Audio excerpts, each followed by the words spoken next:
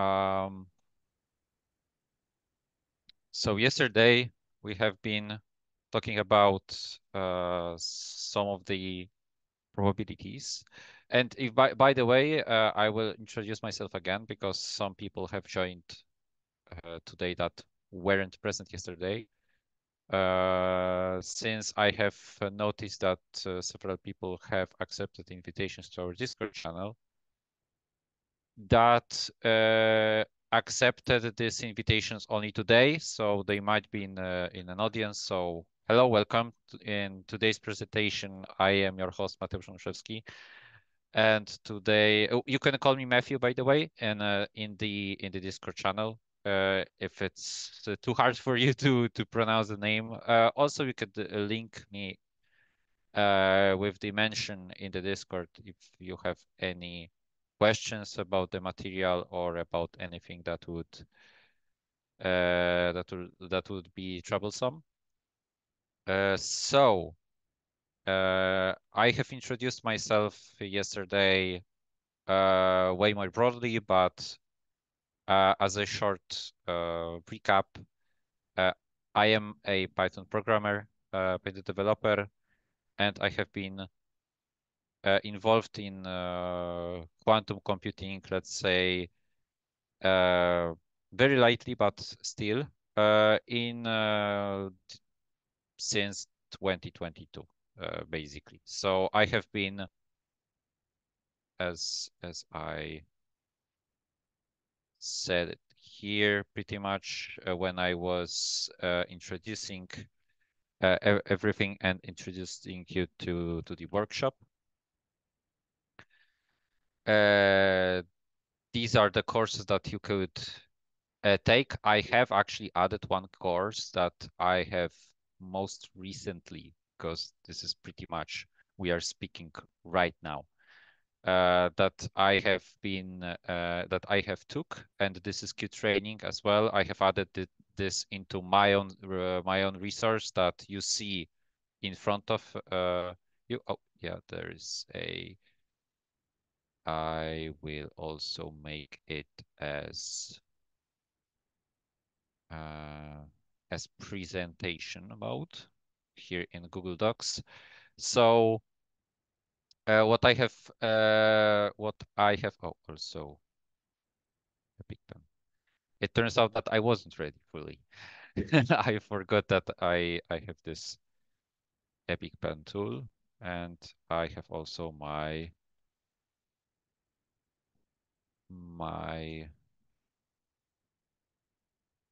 tool for visualizing. Okay. So I have showed you that there are different courses that you could take in order to start your journey. For example, I have showed you that yes, you are here, so you are at this QBronze course, and this is pretty much an initial course that you could start with. There are many other courses. For example, you could have started with QBronze and on many different other frameworks. And the reason why I bring this up is because I personally, when I have started my journey, I started from exactly this level, which we are speak about it right now. So Q Bronze, I went into Q Nickel, then Q Silver, and now I finished the Q Training. This is pretty much, I am past this. And this is a Q Training course for quantum computing educators. This is a change from yesterday. I have added this to this resource that you see in front of you. So I will post the updated version of this resource in the Discord. But there aren't very many changes compared to yesterday. So yeah. So that's about me. I have started from Q Bronze, then Q Nickel, Q Silver. Then I joined one of the hackathons, and now I am an educator that you have I hope, pleasure to hear today and during this course. So all of this it was a part from since the 2022. So this wasn't a, let's say, this wasn't a short journey by no means, and you could do this at your own pace at any time, pretty much. We have Discord links. So if you are interested in following, not exactly by, let's say, going throughout this course, but for example, keeping up with the news about quantum computing ecosystem, then there are links. I have posted a link today to the Keyword Discord as well. So you can check this out. And Pavel previously posted a ton of links to many different pages, social media pages for Keyword and QPoland, also the Quantum AI Foundation that he is a founder of, as well as many other links. I have also included a link that I have missed yesterday, so that's also a change, which was the ORNL Foundation, I think, and this is in useful links. So this is a resource that I have been talking about during our introduction to quantum computing infrastructure and ecosystem. Because this list, this newsletter also touches upon the subject of quantum of the jobs in quantum computing.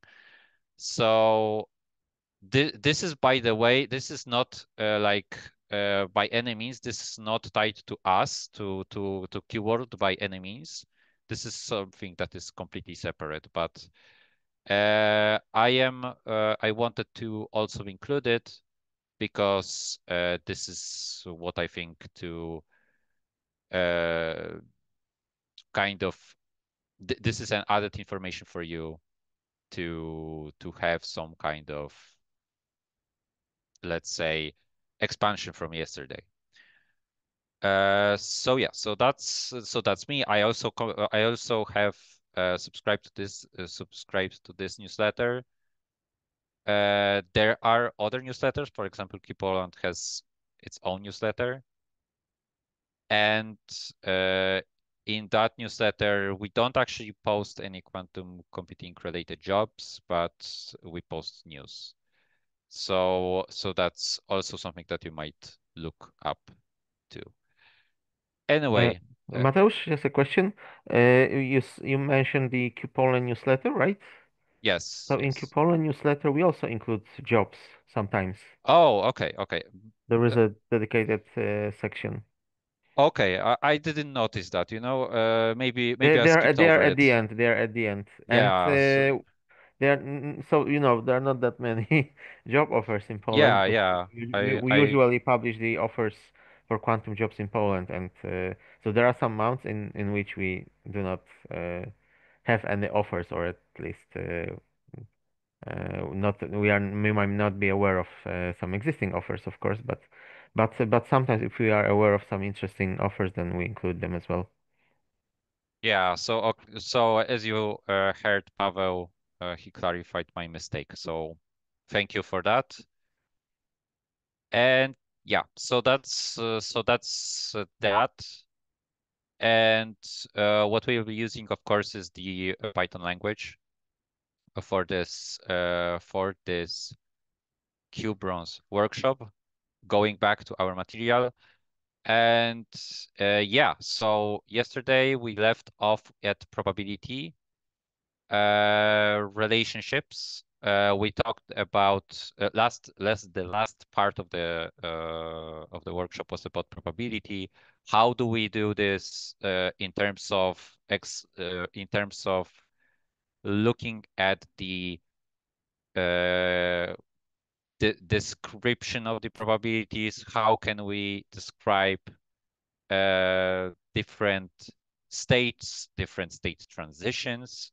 We talked about something like, for example, on this slide that you see here, on the page that you see here, that on our left there is a let's say representation that only tells us about very basic information that is kind of useful, but it is it is way too simple to describe some more interesting use cases. For example, it doesn't tell us anything about the transitions from one state to the other, where we start from a specific state in our system. For example, when we start from, we included an explanation of the state sunny and rainy, right? And once we start with sunny, we could say that, oh, for example, we see that when we are in a state of sunny, it is very high, it is very probable that it will keep being sunny throughout the week, let's say. And this is the probability of 0.7. So when we start from state sunny, we see that there is 0.7 chance that the next day will also be sunny. And when it is rainy, it also is very high probability of staying rainy. This is something that we cannot explain with this formula, with this basic way of listing every single state and its phase and its probability at face value. Since that's the case, from now on, the probability transitions will be listed as a matrix. And as we already described previously, what we also use as a matrix is certain term which we call that it is a rank 2 tensor. So these two definitions, that matrix are tensors, vectors are also tensors, but they have two different ranks, will come up in today and in further lectures during the course. So that's where we left off.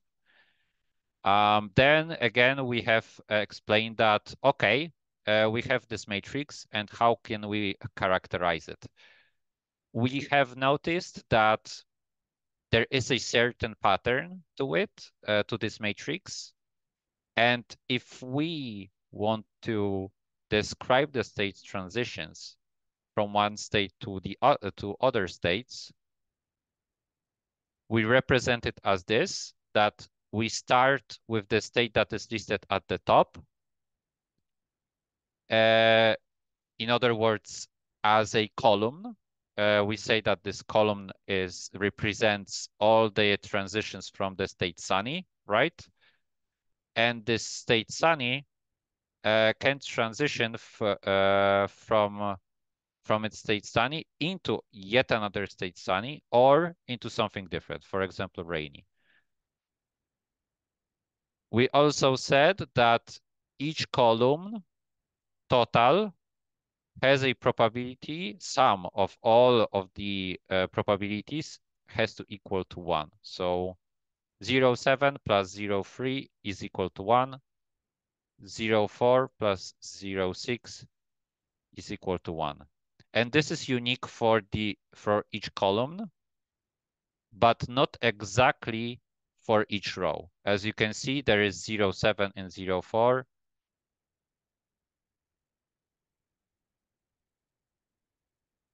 And this is, oh, I have actually plus, which is 1.1. And this isn't exactly probabilistic as you might imagine, since the probabilities have to sum up to 1. But within the column, it is this property does hold.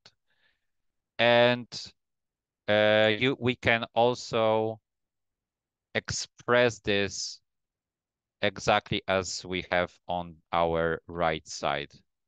So the sum of all states in the column sunny has to equal to 1. In the column rainy, also 1. So that's where we left off actually. And now, how can we describe the states at which we can be at any given moment? What are the probabilities? So we recall that we could write them like this. So PA plus PB plus PC, where the A, B, and C are different states that can be probable within our system. All of them can be equal to 1.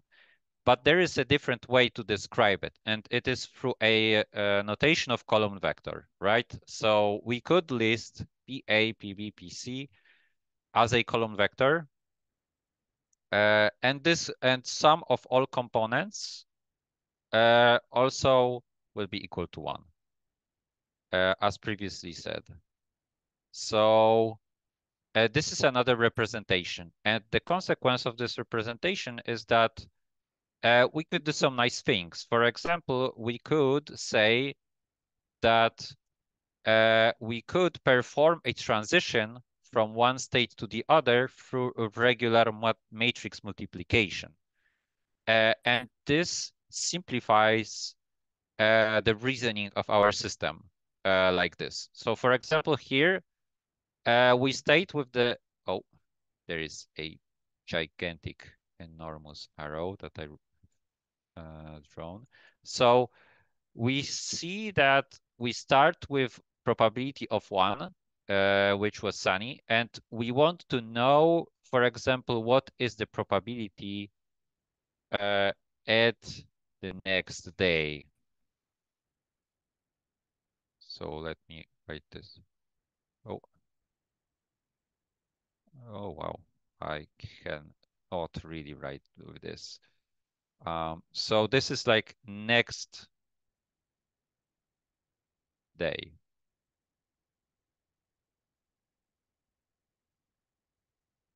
Right? Next day. So there is 70% chance that there will be sunny weather the next day, and there is 30% chance that there will be rainy weather next day. And we can go further with this. So for example, multiplying this matrix again by our state gives us yet another transition. And then we could do this ad infinitum, right? And at infinity, sometimes we get something like an equilibrium state, right? So what we get here is that the probabilities do not change. And we could say that this equilibrium represent a state where we perform an infinite number of measurements. And this is the statistic that we would see in our test data when we collect the statistics from, let's say, weather station somewhere. So this should be the total percentage of the days that will be sunny weather, and this will be the total number of days in percentage that expresses that weather was rainy. So yeah, so that's a classical representation. However, there is one problem with this as well. How do we actually first problem is, how do we actually know that this is the correct representation, this column vector? Well, we could explain it like this, or rather present it like this.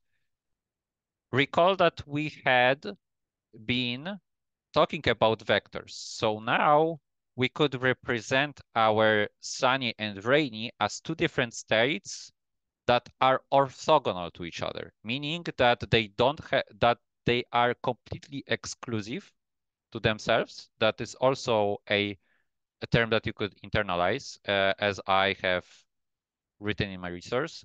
So they're mutually exclusive. If there is rainy weather, it is trivial that well there is no sun, right? Well, there can be, for example, and you can see a rainbow and so on, because from the west there could be the clouds could start to disperse, let's say, and there's some sun that is shining through the clouds. But uh, when we say that in let's say weather prediction, we say that okay, this day it will be rainy. Don't go without a umbrella or something. And we could say that the state rainy is mutually exclusive to the state sunny, which is clear weather, uh, maybe no clouds or maybe very little clouds. Uh, and we could express it in our space with our basis vectors, like this. So one basis vector will have a single one in the first state, in the first position at the first component, and another state will have one at the other component, while all the other components, for example, in this case, in this very simple case, will be zero. This representation gives us very nice flexibility in reasoning in our system, and it also lets us do exactly what we see here. So describe our state as a column vector. And this column vector can have exactly sum of all components equal to 1, because we deal with probability. Oh, uh, so so what else can we do? Well, there's yet another problem. So what we could do if we have more than one thing to describe. Let's say we have a weather to describe and something else, like let's say my dog is bark, my dog barks, right? We could try to encode this in a way that I will tell you right now.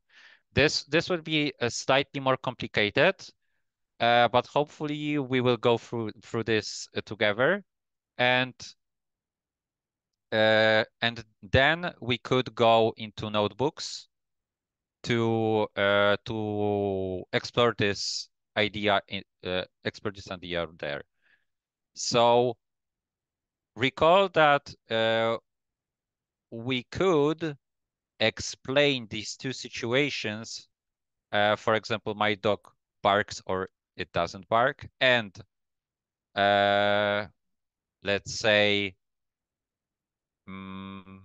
there is a sunny and rainy weather as two vectors like this. So here, in the second situation, it will be, for example, my dog barks, right? So it is very, so he is annoying, let's say, and the other one will be that he doesn't bark. How do we combine now these two different states? It it turns out that mathematics have an answer, and it is exactly what we have been talking yesterday about. So we use a tensor product, and we use it like this. So we combine our two different states that we try to express, and we do it like this. So we mix two different sets of probabilistic events. In this, in a previous way, we could also say that we could mix two different coins, right? One is biased towards, let's say, alpha, and alpha could let's say have 0.6 chance, and beta could have 0.4, 0.6, and yet another like pseudo coin could be our weather. And this is, for example, our 0.7 chance to get sunny and 0.3 chance to be rainy the next day. So this is how we could combine these two systems into one, right? And what we do is, as here described, right? Here is one state. Here is another state. So what we could do then is to calculate the joint probabilities of all of these events happening together. Let's say what in this scenario, it could be, for example, like what is the probability that my dog barks when there is rainy weather, or when my dog is happy and doesn't annoy me as much when there is sunny weather. So this is the go-to trick, the go-to mathematical trick on how we do this. There is, as you already see from this page, there is also a specific notation to it. In terms of one probabilistic bit, we explain it, or one probabilistic scenario with two outcomes that we can encode. Notice what we do. We borrow the notation from our classical programming notation to get kind of the simplification for this math. So what we do, we encode the first event as 0, and we encode a second event as 1. This is a state with two outcomes, so it fits perfectly. And then we say that one bit is either 0 or 1, representing our state as, let's say, 0 will be sunny, 1 will be rainy. And what we do is we also annotate this with some sort of an L notation. This is very common for notebooks, and we will get to this in a minute.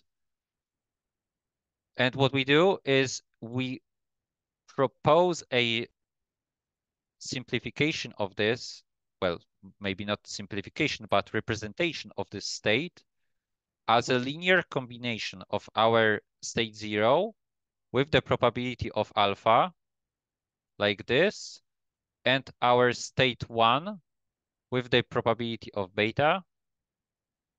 And we can notice, and we can represent it as this column vector, alpha, beta. How do we combine these together? Well, it's the same thing. It's the same procedure as we have described yesterday. So what we do is we represent it as a tensor product. And what we do in this tensor product is tensor every pair of situations that we have in our system. So for example, this one will be sunny weather, and this will be my dog doesn't bark. And we express it as a new column vector that has expanded form. Why there are four entries? Well, notice that there are four different combinations that these pairs of events can be in, right? So 0, 0 here explains uh, uh, or maybe encodes an event that there is sunny and my dog doesn't bark. When it is sunny and my dog barks, when we perform a tensor product, we would notice that instead of this vector, we would we would have a 0, 1 as our second entry, and we would expand when we would have this 1, right? Here we have 0, 1 as our alternative event, which is in these terms, my dog barks, right? And then when we distribute this vector into our final result, we get this. So in other words, doing this, representing it like this, can get us all the four different combinations of events that we represent as a binary number, something that we are already familiar from classical computation. So this is very important.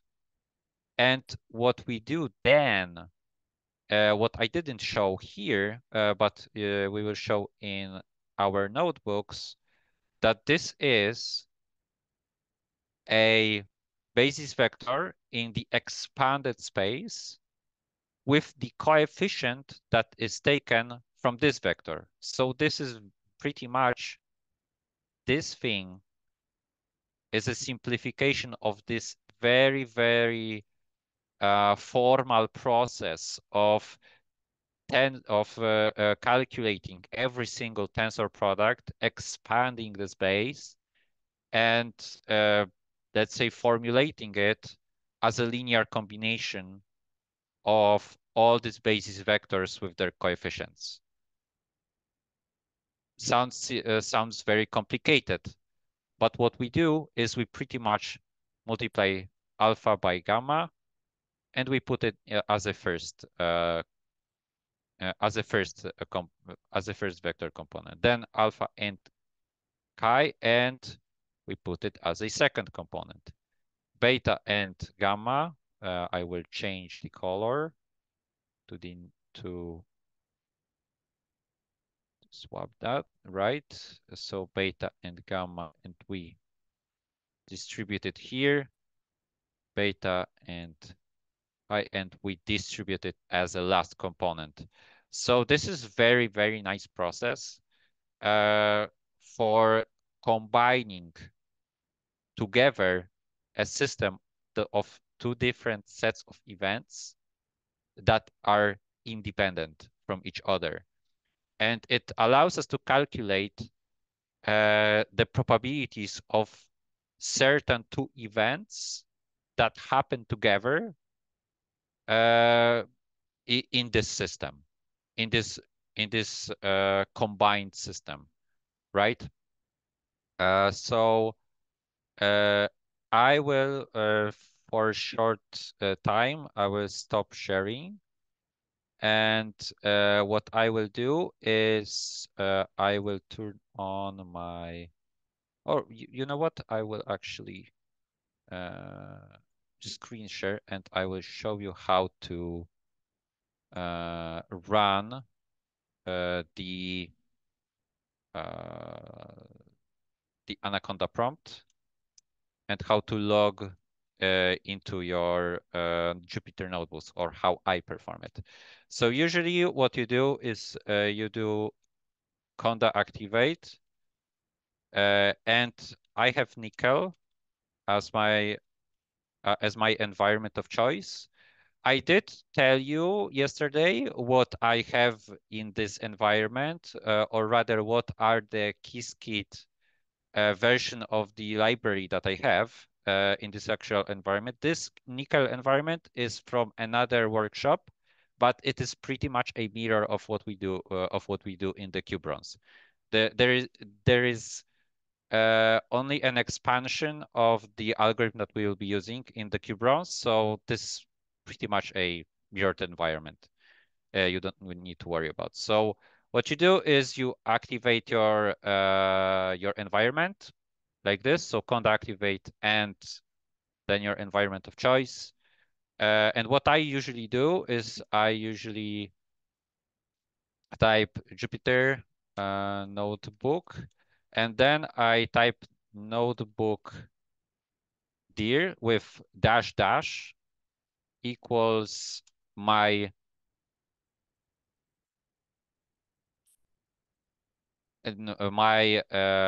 directory of choice. As you can see, there is also uh, there are also uh, a console output of the Jupyter activating. And if you want to swap let's say, your web browser to something else, you see that there is a copy and paste one of these URLs. You could do this. There is a token, and you could Control C. I will do this actually for Firefox. And what I will do is paste it. And here I switched my browser of choice to Firefox like this. So if you are not happy, for example, with using Edge or Opera or whatever other browser of your choice. So that's a short introduction to how you could do around in terms of activating your Jupyter notebooks in maybe a different directory. So here is the subcommand dash dash notebook dir, and then you pretty much type in equals right after this text notebook dir, and then you type in your directory name. So in my case, it is completely different disk. I have it on disk D, and I have QBronze course as my folder. And what it does, the Jupyter notebook opens up the notebook directory directly, right? And as you can see, I have just the bronze Qiskit master. I could navigate to this directory, and uh, we could start the uh, uh, today's topic about probabilities, and we could do some sort of expansion on top of what I have showed you just now. I will need 5 minutes. I will grab something to drink. So I think this is a good time for a very short break. If you would like to uh, use use a bathroom or grab something to eat or some very quick snack, I think it would be a very good time to do this. Let's meet at wait, let me open up a chat window.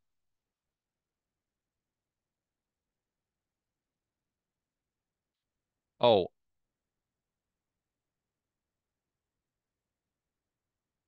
I have not seen the questions, and so it might be also a very good time to answer them.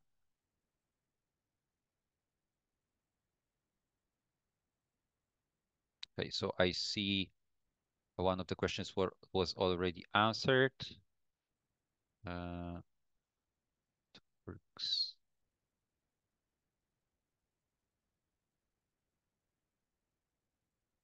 Yes, so I cannot really pronounce this name. There was a question about attendance criteria.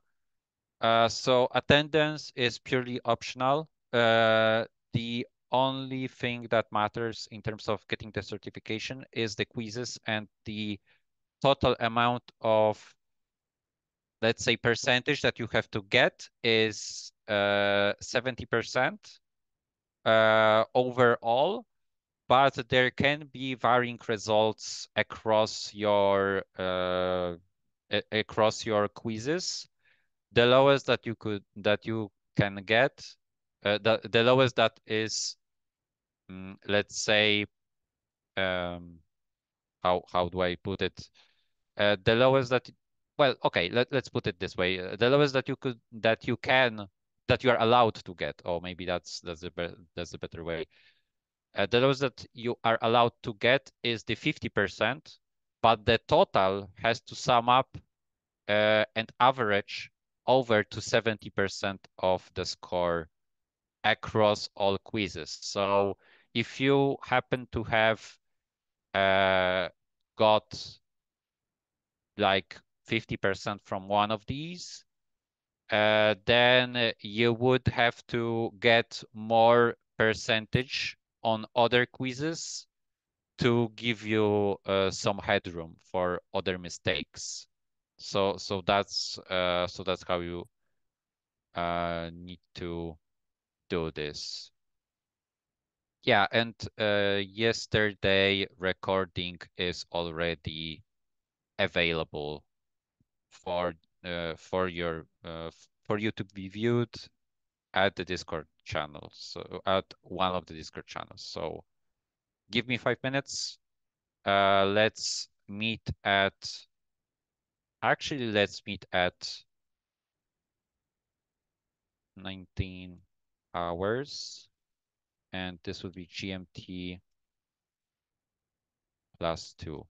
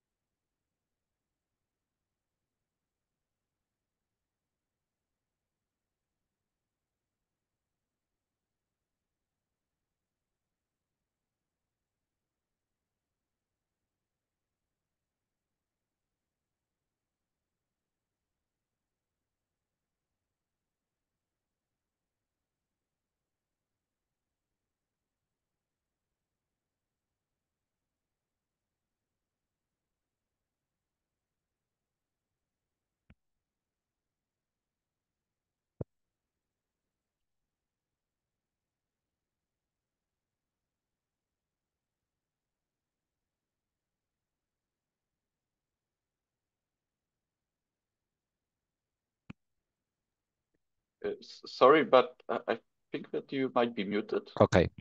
Oh, No, I no, can no. hear you I now. haven't. I All haven't been right. speaking. Yeah. Hmm. Yes.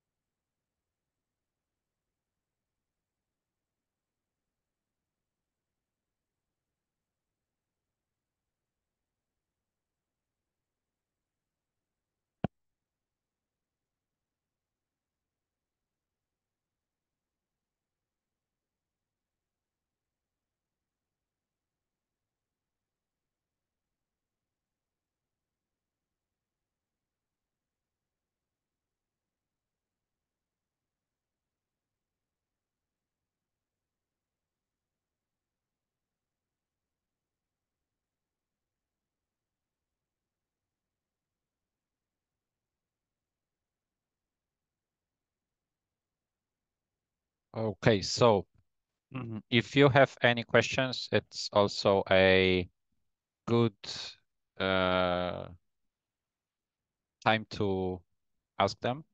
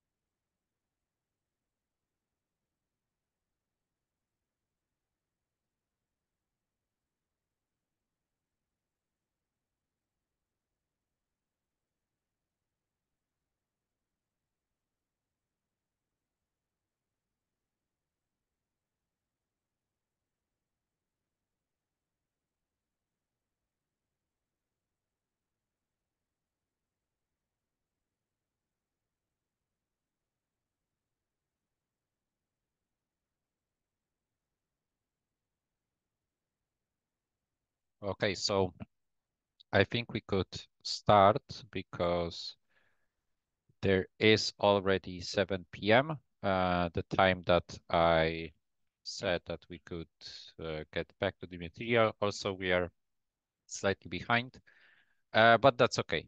Tomorrow's lecture is a little bit shorter, so we could go to the material quicker. Anyway, these materials that I have now opened from the Jupyter Notebook are from the folder called Classical Systems, and these are the CS16, CS20, CS24, 28, and CS40. These are classical, let's say, these materials uh, do recap most of the things that I have told you about from the probability, and these are going to be about, for example, the bias of a coin that I have mentioned at the beginning of today's lecture, also, and also previous in the previous day. For example, here in the CS16, we have probabilistic states. We have the bias. Here, for example, there is no bias. If we calculate it, it turns out to be 0.5 divided by 0.5, which is 1. There is no bias. And here, as you can see, we have a task, for example, to calculate the probabilities based on the bias that we have the information about. So as you can see, these aren't very complicated uh, let's say these aren't any complicated tasks to fulfill. What I usually do is I sum up 1 plus 4, since this is the actual fraction that we have. This is equal to 5, and one of the probabilities is 1 over 5. The other is 4 over 5. If we divide it by itself, divide it one by the other, we get 1/4. So one of the way that we could describe it as a column vector, this bias as a column vector would be to actually write it as a probability heads as 0.2 and probability tails as 0.8. This is something that if you have a keen eye, I actually put in my resources, because this is the real bias of the coin that I have presented to you. Uh, the similar method could be used to express this task as well. This ratio. However, here we have uh, a dice, so we have a slightly more complicated system. We also have in CS16 the explanation of the vector representation of this system, of more complicated system. We see exactly the same reasoning as I have told you about.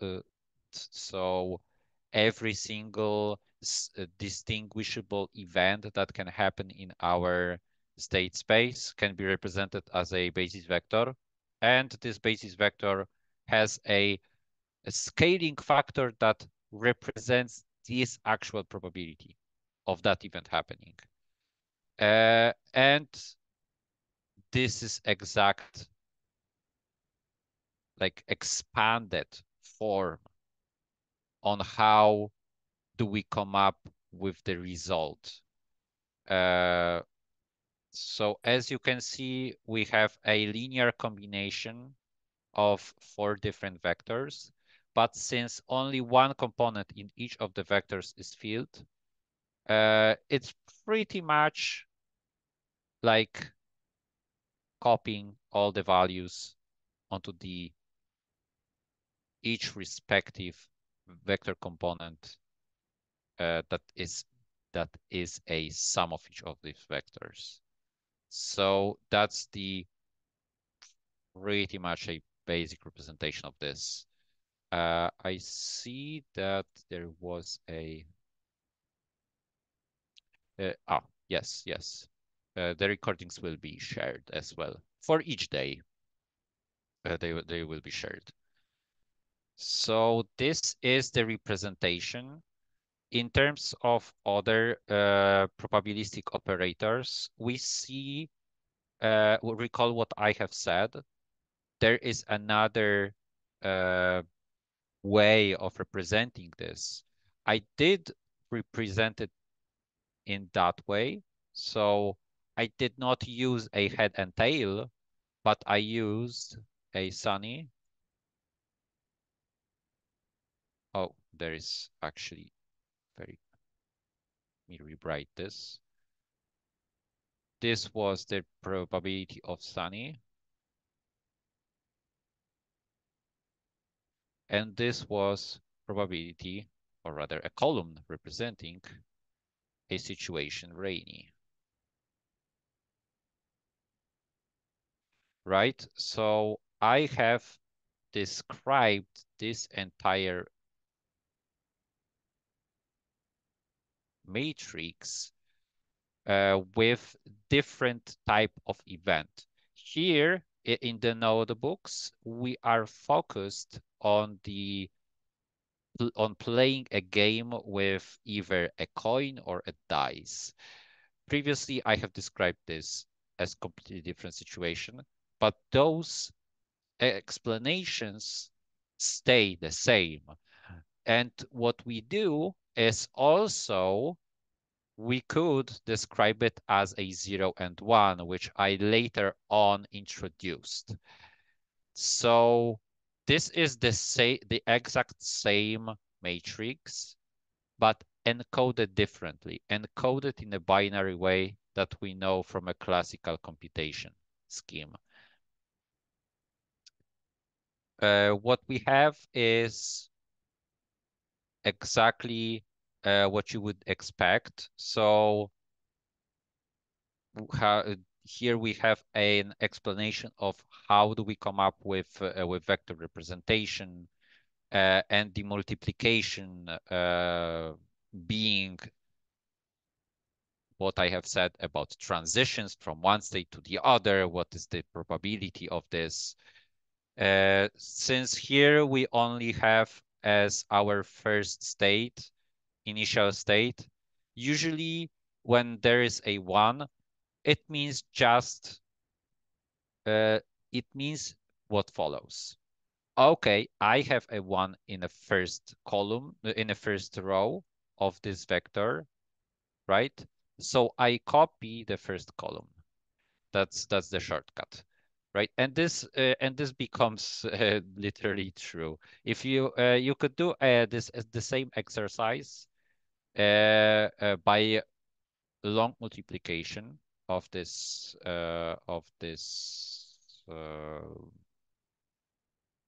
process, where in the situation when your vector is expressed as 0, 1, so slightly different situation than what is described here. What happens? You could do this, and you will notice that when you have 1 here, you only copy a second column. But that's the short trick that only works once. And then when you do this repeatedly, you have to start multiplying and adding exactly like in the process described here. So multiply this with this and 0.3 by 0.4 as described it here. And then this and this,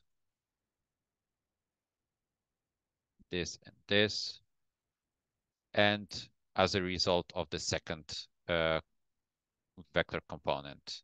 So this multiplication has to be performed later on. I actually have some code that we could use to explore this. And yes, so these are probability transition. And later on in CS20, you have the evolution that is described in more than just two states. We could see that there are way more expanded transitions, for example, from 3 states, and then how to calculate, let's say, a stationary state, or rather an equilibrium state during during this representation, so free state times this expanded matrix, because here we have kind of like situation 0. Let me write this 0, 1, and 2, and here 0, 1, and 2. So in this representation, for example, 0, 4 here means transition from 0 to 0. This transition would mean from state 2 into state 2, indexing from 0, right? So this is slightly more expanded, but also within the simple terms. We could see that there is also a different types of, let's say, convergence, the different type of convergence. The matrix itself can have its own kind of stationary state, what what this CS20 task, CS20 Jupyter Notebooks tells you to do is to test this matrix. So 0.9999, 0.111, exactly this one, matrix, and to look for the convergence of this matrix. I have found slightly different matrix, which is more interesting, I suppose, for you, would be. And this is this expanded matrix. So this is like 0.9 in the on the diagonal. This is 4 by 4 matrix. So 0.99. Negative 0.01 on the anti-diagonal, let's say, minus 0.000, no, sorry, 1. Oh my God, I am messy, really messy. 0.001, 0.001 on the diagonal, and the rest are 0.001 is rest. You can see it here. This is the representation. I could share this code with you in the Discord after the lecture, and I could share also the code for this for what I am doing, how to approach this equilibrium state. And it turns out that on the diagonals, we turned out to have 0.75 after many. This is pretty much millions, in millions of iterations of this process. I did simplify it for myself by squaring it repeatedly. So this is what it achieves. So matrix self n by n, and this is literally this this piece of code. I will share this to you later on.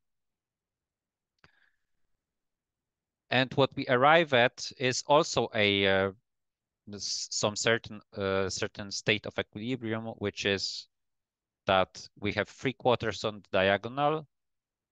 On anti-diagonal, we have -1/4, and every other piece is pretty much very close to 1/4 as well, but on positive side.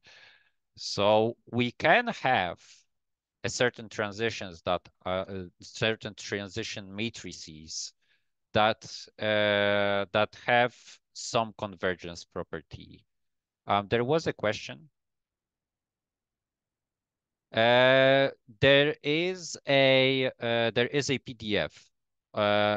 There is a question about could we get the slides from yesterday. There is a PDF on Discord.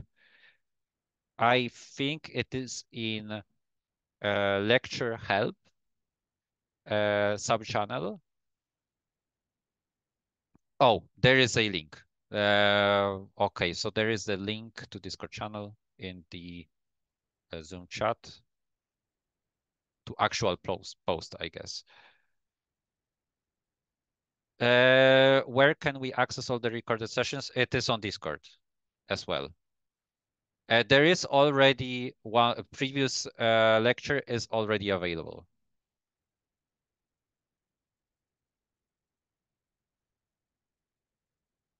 But I cannot recall the actual like channel where we have this. I have to look this up. But you will see in the Discord. It is. It's there.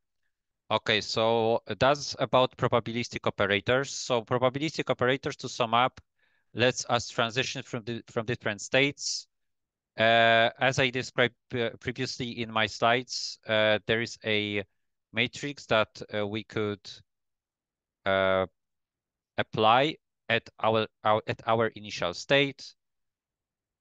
This matrix represent a probability of state transition from one state to the other, and it can work for an arbitrary amount of states. We just need to expand this matrix and expand our state vector, right? So state vector here is our current state, and it starts from a certain point, which is our 1 in here, for example, sunny weather, or here it is heads. And what we do is applying this matrix over and over lets us, let's say, describe our state at the number of experiments that approaches infinity. So two probabilistic bits, how can we combine them? So let's say two different coins, one represented by a, let's say, poker chip, and the other represented by €5 as a coin. How can we combine them? Well, we use tensor product for this, like here, for example. So we could do exactly this. And after combining both of the coins or both of the different events, if different sets of events, for example, my dog barks, my dog doesn't bark, and there is sunny or rainy weather, we could get a combined probability of, let's say, two events happening together. And what we do, what is a neat consequence of our choice of sets of events, since both of these represent or can represent, because it doesn't have to, but we usually strive for it. What is a nice consequence of it is that since both of events, both sets have only two members, we could represent these sets as binary numbers, 0 or 1, right? And we have a specific, it's pretty much a recap of what I am doing right now. We can have a representation that draws from binary numbers, right? We could have a 0, 0. There is a special notation that we use. So this, for example, 0, 0 uses this special bracket notation of kind of like squares or L's that are flipped on the diagonal, right? And mirrored. And this is a probability. This is a situation. This binary representation represents a situation when there is, for example, sunny, and my dog barks, right? Dog barks. And these two events happen together. So that's this one, for example. The other ones, something else. For example, here there is sunny weather, but the dog doesn't bark, let's say, right? There was a question. More question. Not all matrices do converge. You could very easily find a matrix that doesn't converge. I did have some examples, and I could show you, but I could show you later on. But usually, not all matrices converge. This is more like a property of a matrix. This is an extra. I won't go into this very much. This isn't something that is literally useful for us. Maybe it's like, if you could have a certain, how can I describe this? Let's say that, okay, let's say that, why could this be important to find this property of a matrix? Let's say that I have some state, let's say 1, 0, right? And I have a matrix. I do not know yet that it can converge like this, like I have presented to you before, but I still apply it like this. So 999, 0.999, 0.001, 0.001. So what I could do is I could repeatedly apply this matrix one by one by one by one onto my state to arrive at some equilibrium of my state. But I also, what I could do is I could come up with something like this. Okay, does this matrix converge? I could start applying this operator on itself and start to, for example, square this, right? So multiply this matrix by itself, then take this new matrix and then multiply it by itself again and again and again.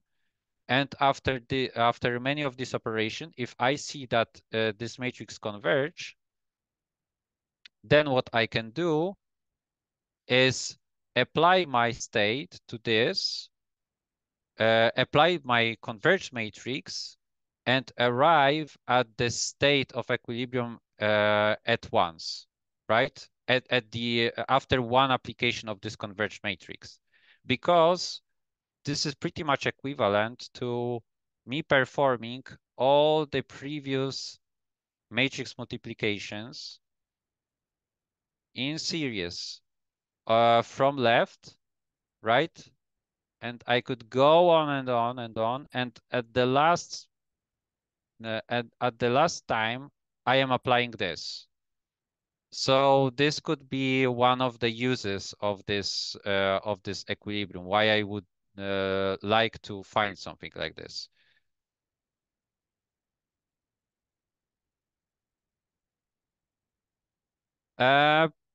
It could mean, yes, it could mean pretty much.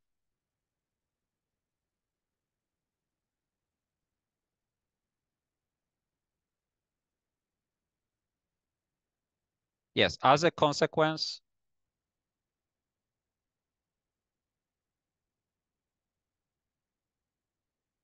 Yes. So that's that. Okay, so coming back to our two qubits. I mean two bits. We will get to quantum bits in very shortly.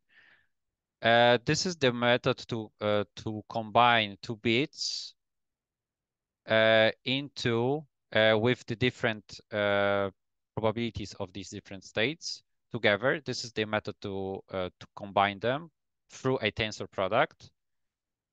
And what we do and what we end up in this situation is exactly what I have showed you at the last. Oh my God, I'm sorry for this bright spike, for this brightness spike. I'm sorry, I have probably burned your eyes right now.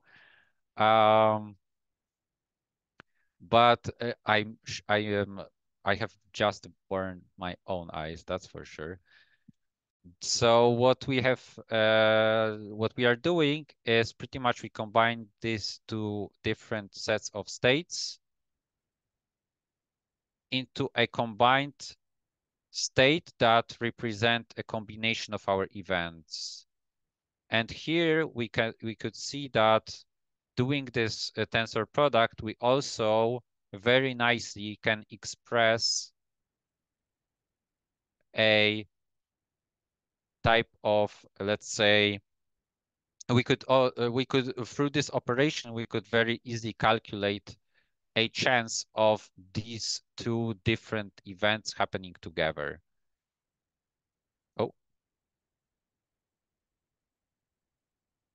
Okay, so that's a very nice property of a tensor product in this situation.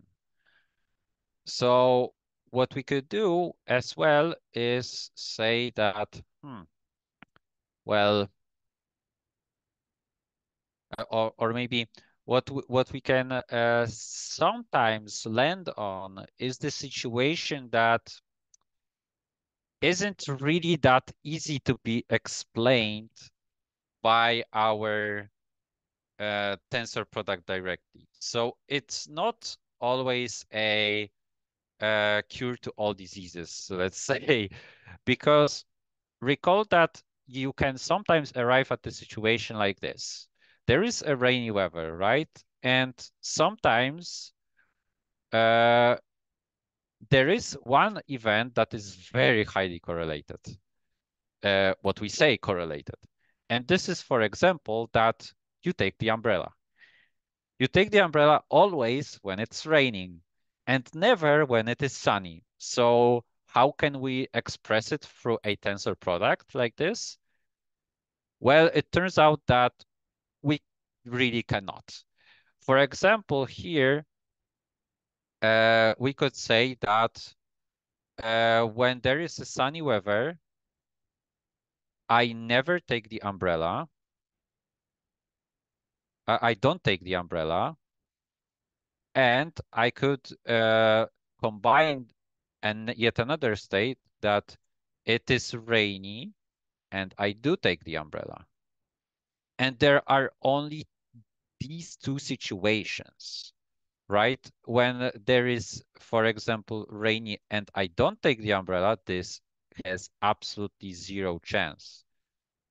And when there is yet another result and yet another probable set of events would be that there is sunny weather, right? So there is sunny weather, and I do take the umbrella. So we cannot really express this for a linear combination. How can we actually check that this is true? Uh,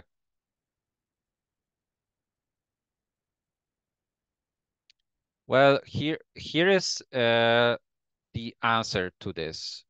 So what we could do is we could take a tensor product between two different sets of events, and each combination of these probabilities uh, could be checked against our situation. So this would lead when there is no probable combination of these events to be expressed through tensor product.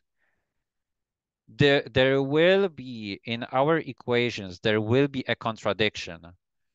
For example, something uh, will appear to be zero where it doesn't, where it mustn't be zero, or something has to be a parameter, or rather a ratio, where where there is no probability, where there is, sorry, when there is no circumstances that it could be a ratio like this. This is how we can check if the events can be or cannot be expressed through a tensor product. And to sum up, if we cannot express the vector that represents our probabilities as some sort of tensor product of two smaller vectors, then we have found that uh, our vector contains a correlation. So that's also very important to note. So if we have a certain correlation, we won't see any probable, let's say, any probable, um, let's say, decomposition into smaller vectors into the tensor product. We won't see that. if we have a situation that explores a let's say states, maybe that's bad wording. How do I put it? If there is if we cannot let me recap this. If we cannot find a tensor product that could explain our initial state, initial combined state, if we cannot find this, then our combined state vector contains a correlation. That's what we can get. That's what we get. So here we also have so that's very, very important, and we will see it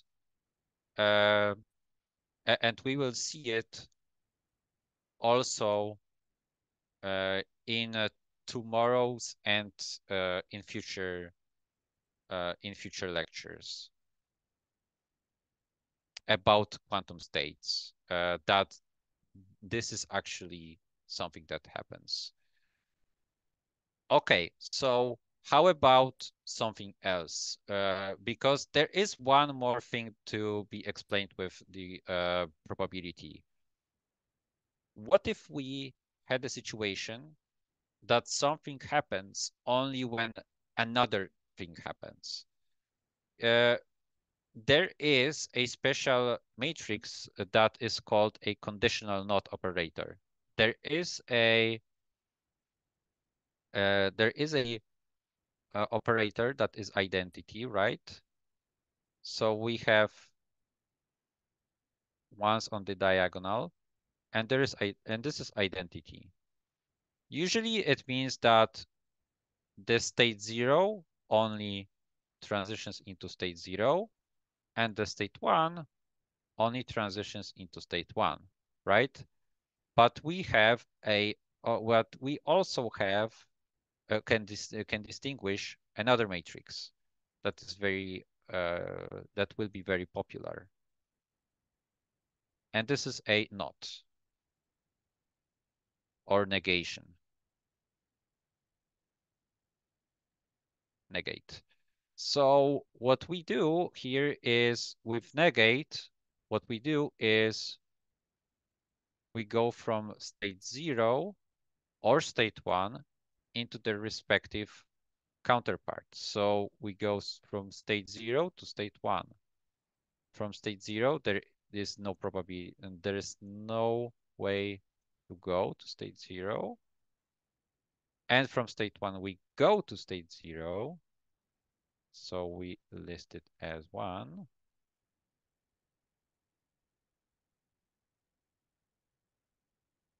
And from 1, there is no way to go to state 1. So we list it as 0. This combined matrix is a not matrix. So what we usually do is when we this matrix will become very important in future because it will let us do some operations on the machines. So there are certain as we previously said about probabilities, there are different transition matrices. These are two that are pretty much very distinct. However, what we could do as well is we can combine them in some sort of different matrices that are not exactly very, let's say, very easily represented by the tensor product of smaller matrices, right? So recall what we said with this. Here, for example, we couldn't represent a state as a tensor product of smaller states, right? We couldn't do this. Here, we also cannot really find a way to represent this as a tensor product. Here we have something that is called a controlled operation. We do this by we represent it as a controlled bit flip uh, in classical state. So when we have a,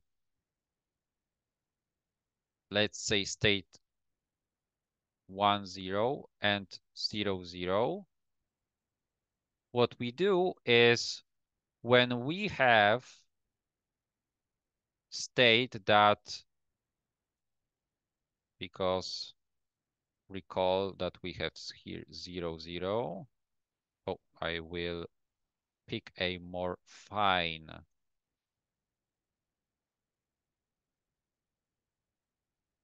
here is 0 0, or maybe I will actually do something even better. And this is to increase the screen size slightly. So here we have a 0 0 state and 0 1. Here we have 1 0 and 1 1. Look at what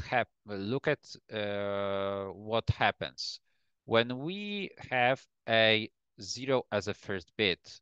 Nothing really happens. It is as if we have applied in the notation that we spoke about yesterday. We apply identity matrix, right? Here we have a 0 matrix. I will note this as a slightly thicker 0. Here we also have a 0 matrix. But here what we have is a not. So the controlled operations could be explained as literally this. When we have a 0 bit in our first place, we apply an identity matrix. While when we have second bit in when we have a first bit in one state, we flip the state that we land on. We cross. This is very clearly seen in this type of matrix, and even clearly described if we just use this shorter notation that we have on our right. Also, this is exactly what we need to get from that initial state, which was a 1 0. And when we tensored here it is a let me open a notebook. Oh, this is not that. Probabilistic bits. No. Correlation. So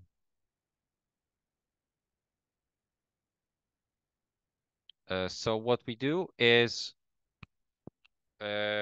we have here a state 1/2 1/2 and 1 0. When we tensor them together, what we get is this situation. So we have in first bit we have either 1 or 0, but the second bit stays unchanged. This is how we could represent the situation. But what if we want to get this correlation? What do we want to do is exactly use some sort of gate, or rather it will be in future called gate, but here it is a matrix, transition matrix that is here conditional in the first bit. And this is not something that is easily come up with by the tensor product as well. and we get a state that is also something that isn't very easy to come up with tensor product. It is impossible. As a as a vector in column notation, we represent it as this. Okay, so that was that's it about the correlation. There are more different types of matrices that act on way more than just two bits information. For example, here we have in the notebook CS40, we have the recipe on how to come up with these types of matrices, transition matrices that transition more than just one bit of information. They act on just more than just one bit of information. So, for example, here we are tasked with, let's say,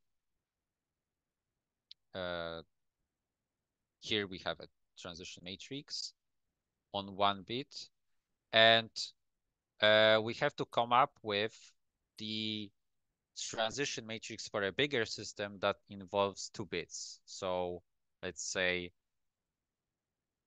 these bits are alpha and beta, right? This single matrix is not cannot do, because this is 2 by 2 matrix, and this compound system is represented by a column vector with 4 components, right? Alpha 1, alpha 1, beta 1, alpha 1, beta 2, alpha 2, beta 1, and alpha 2, beta 2. So what we have to do is come up with a way, if we need to operate on this system with smaller matrices, we have to combine this operation with another operation, and only then we have a matrix that could act on this combined state. So what do we do? Well, we use our friend tensor product as well, but now what we do is we act on the matrices. Here, for example, what we do is we act, let's say if we want to act on the second bit and leave the first bit unchanged, we tensor with the identity matrix. And we come up with this matrix as a result. And now, since this is 4 by 4 matrix, we could act, finally, we could act on this expanded state.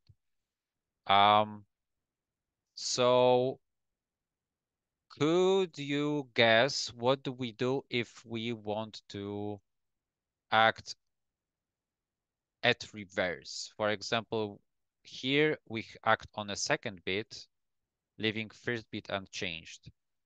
We end up with this matrix. So what do we do to actually represent this operation acting on first bit instead of second bit and leaving second bit unchanged? Do you have any idea how to do this? Because we have spoke about tensor products slightly at this course. Yesterday we have spoke, and we also spoke today a lot.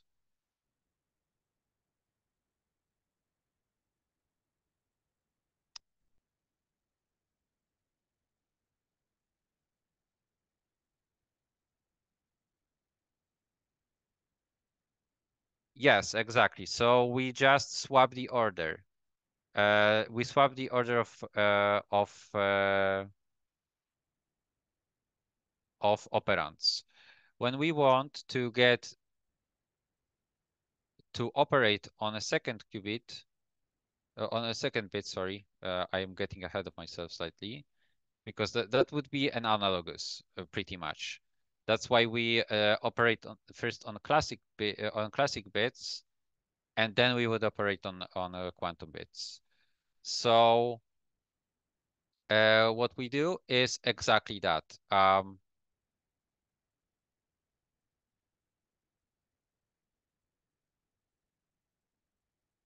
So we literally reverse the operations, and then what we see is slightly different matrix, but this matrix can be applied as a transition matrix for that combined state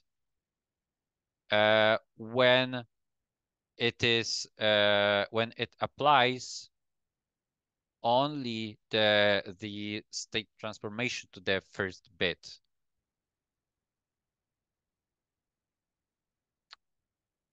And as you can probably get, is that there are way bigger matrices. For example, for example here, we can, when we have 3 bits, uh, what we get exactly by tensoring our matrix 3 times is 8 by 8 matrix, which could act on a 3-bit system, because 3-bit system, when we tensor 3 different vectors that have 2 outcomes that encode 2 outcomes each, we have combined in total 3 different sets of events, and each of these sets act together to combine into column vector that has 8 components. So we would need 8 by 8 dimensional matrix to act on this state. We have 3 bits, and when we have these 3 bits, so now we would have something like alpha, beta, and gamma. What we would need is this 8 by 8 matrix. We would have alpha 1, beta 1, gamma 1, and so on and so forth. Oh, that's slightly. And at the bottom, we would have alpha 2, beta 2, gamma 2. In each of these would be a combination. Each of these will be a multiplication to combine all of these coefficients. So if we wanted to act at some sort of bit, let's say in the middle, you could probably already guess what we would need to do. What we would need to do is pretty much leave the identity as the first element, tensor product with the matrix, and then tensor product with another identity. This is the pattern that will be very useful, and this is the pattern that is pretty much relevant in most of these cases, no matter the amount of bits that we have. If we have way more bits here, we would have just needed to tensor product with identity and leave only the 1 2 by 2 matrix in the place of the bit that we would like to act on. So this is pretty much uh, the way to go.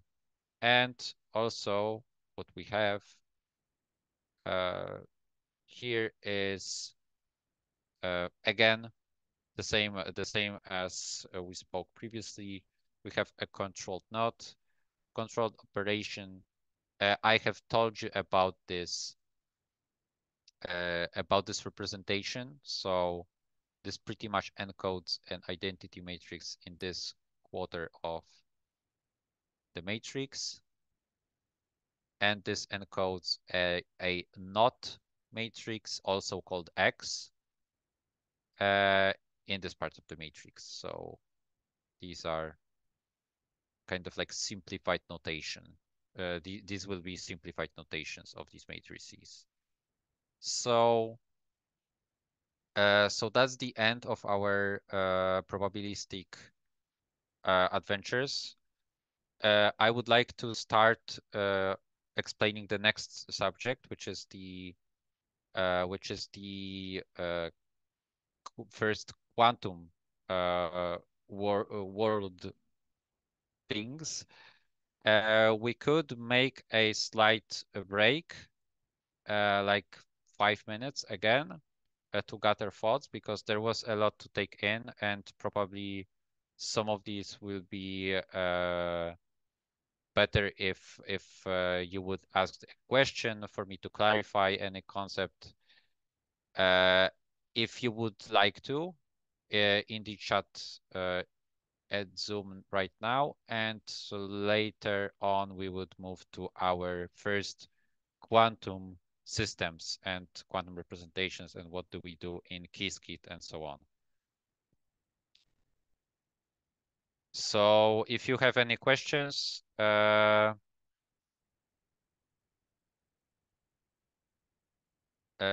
you have any questions, then you could ask them right now. So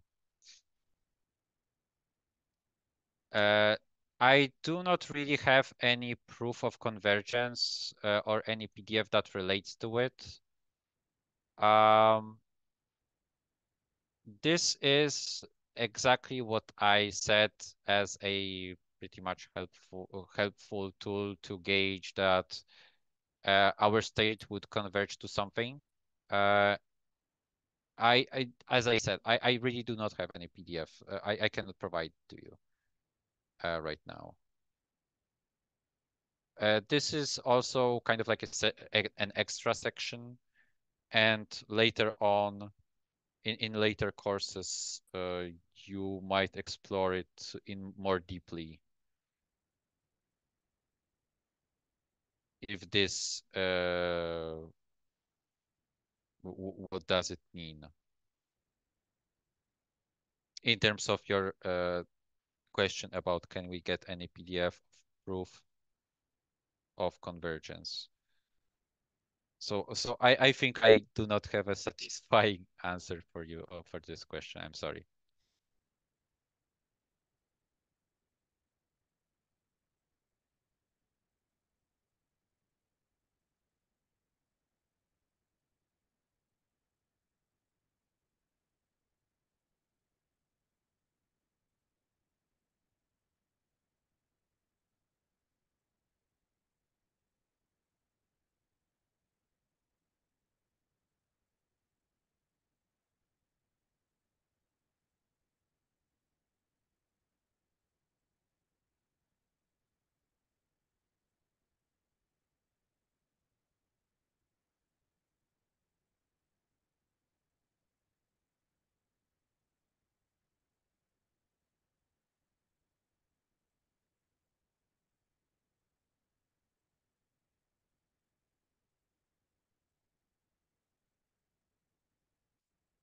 Uh, I didn't actually explore it, which type of matrices have the property of convergence.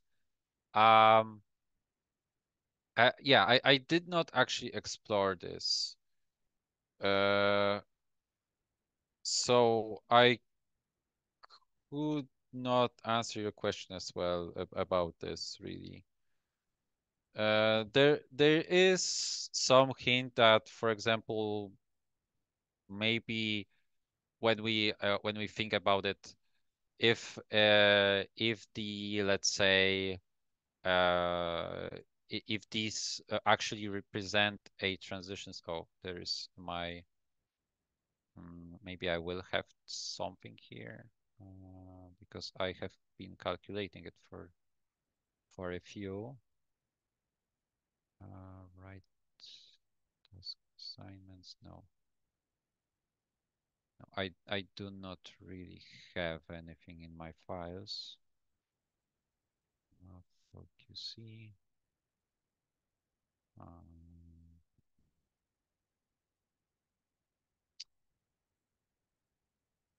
Oh, there is that thing.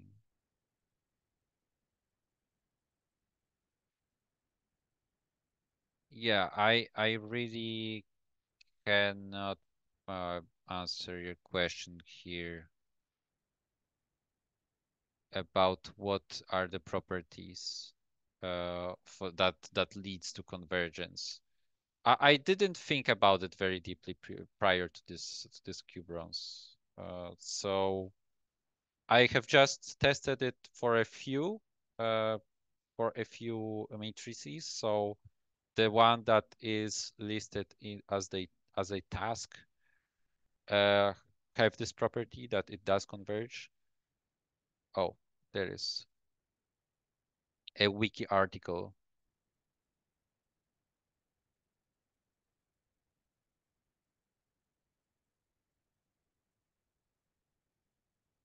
Oh, there is a wiki article actually that uh, that describe this process.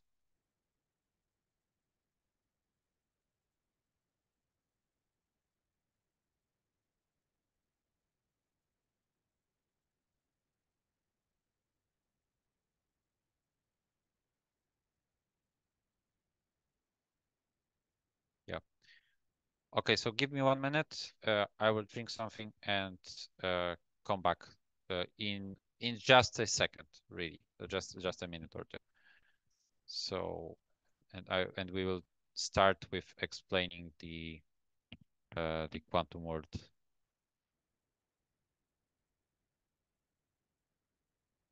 Oh, right.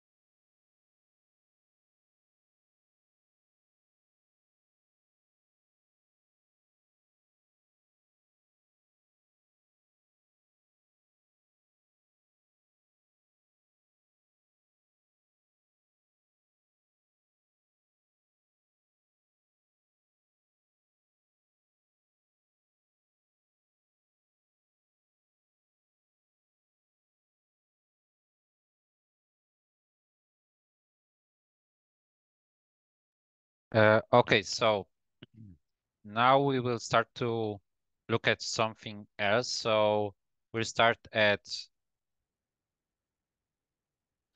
the things that we would like to do to actually consider what we do on the quantum hardware. So recall that what we say about probability, because what we do on our quantum hardware is actually this. We mess around with the probability of getting our results that represents some sort of business problem, right? Uh, in terms of classical representation, we told that we have either 0 or we have 1 in terms of a single bit, and it had this square like notation, right? And it was encoding either a vector which was this one, or for example this one in terms of the classical probability. There was also an alpha or beta. Uh, we could we could have done a some sort of a linear combination of different states like this, right? So I could say that this is an S and it has these two events that I encode as 0 and 1. And this 0 and this 1 has a certain probability of alpha and beta. So what do we actually do on quantum hardware? Well, we cannot do it directly like this. First of all, what we deal with on this on quantum hardware is we deal with amplitudes. What's the difference? Well, we don't deal with this exactly, with the real valued probability. We deal with uh, the representation of the state that is encoded in a complex way. So what we do is we pretty much have some sort of A plus IB, which is at the state 1, 0. And what we have here is C plus ID. Oh, I have actually messed that up, and I need to rewrite this to have a slightly more space. So we will start here. So A plus IB that encodes a state 1, 0.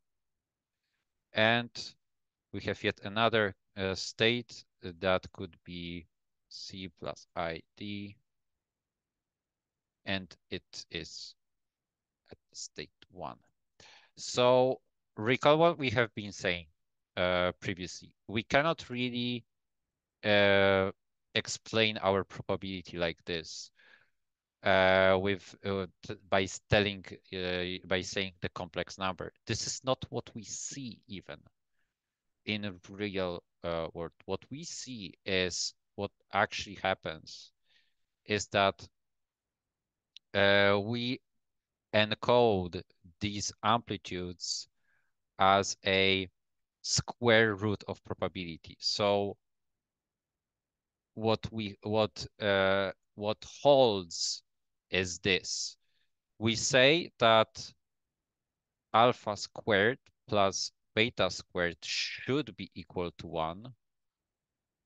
And what we do here is we actually pass this alpha and beta here. This alpha and beta could here be complex, but here we have an actual probabilities. And this is what we deal with. Then what we do is we encode it slightly differently. And what we say is that this state is a vector v, or otherwise known as, let's say, c, and we write it like this. So this will be a ket vector.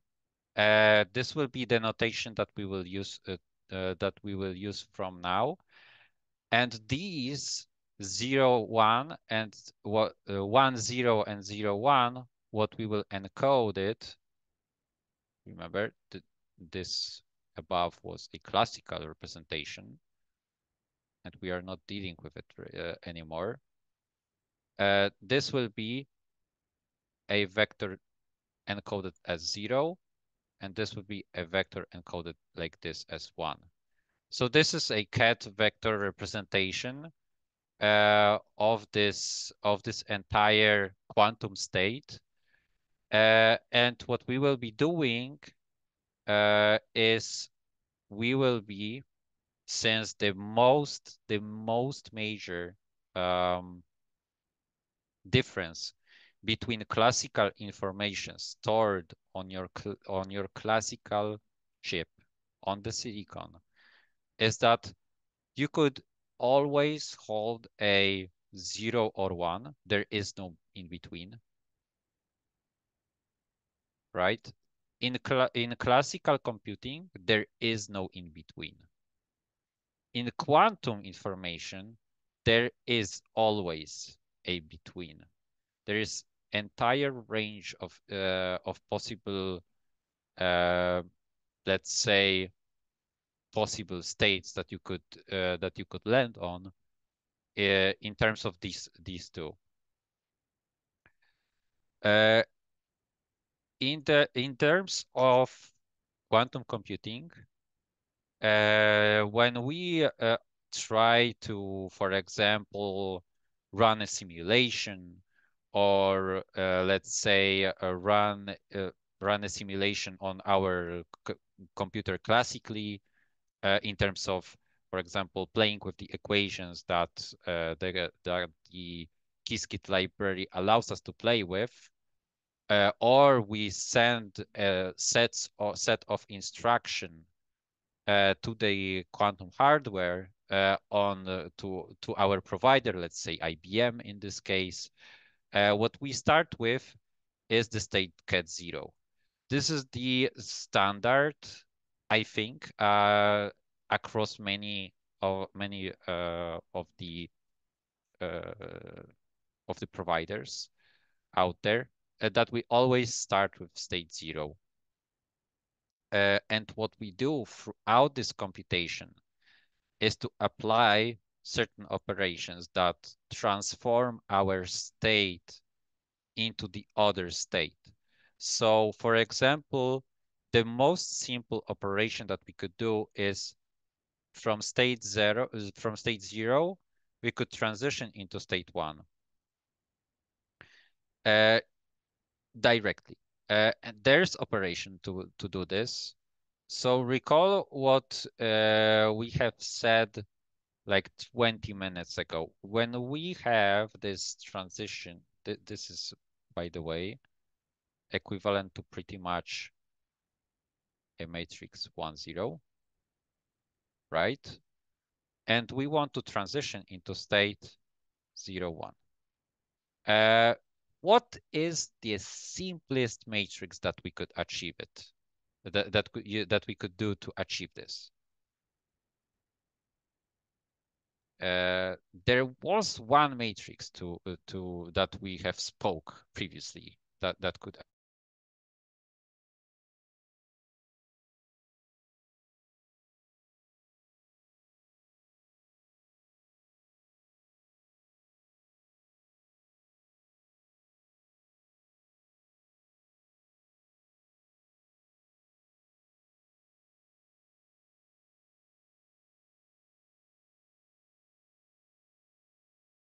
apply a NOT gate. NOT gate has this structure, right? We could use it to arrive at 0. At 0, 1, at the 1 state, at the cat 1.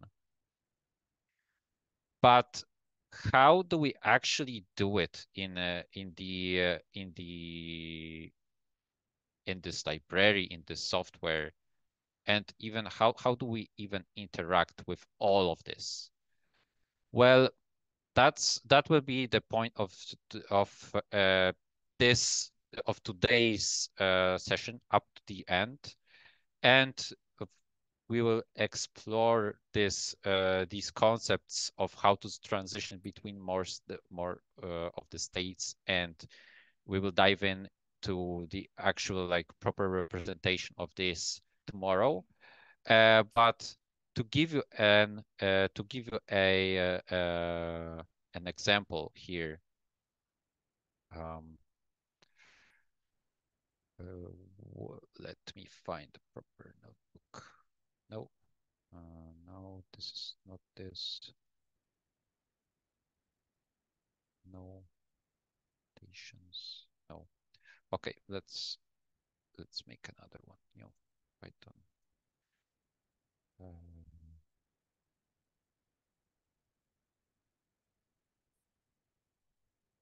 We need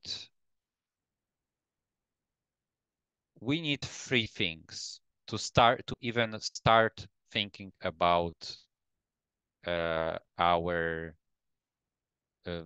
start executing instructions. What we need is a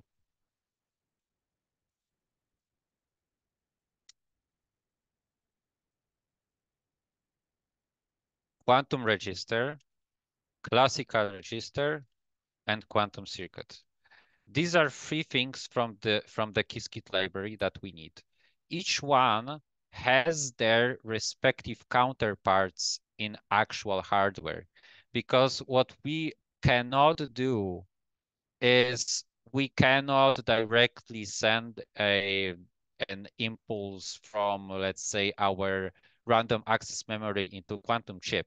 That does not work like this, unfortunately. It would be very nice. It would be very it would be very simple like that, but it doesn't work this way.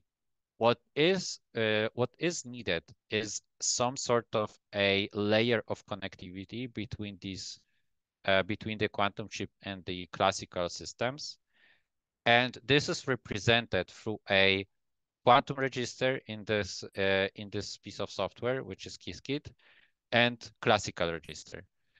On a quantum register reserves the amount of qubits that we want to use, or in the classical representation, it would be classical bits.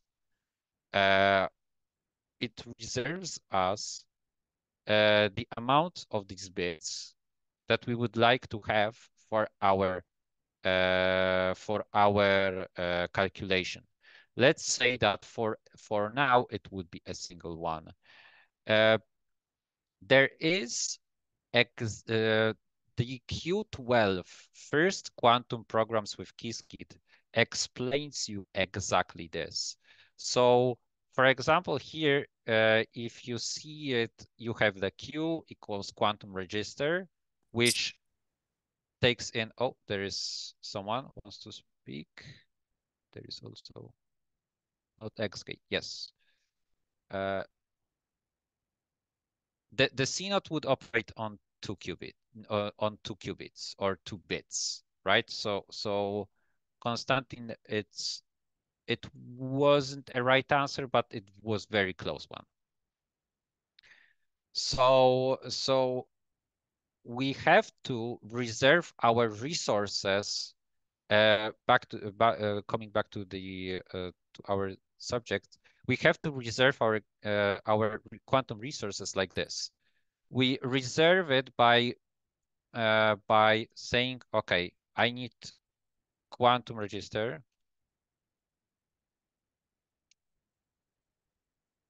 that is going to hold one qubit, one single qubit.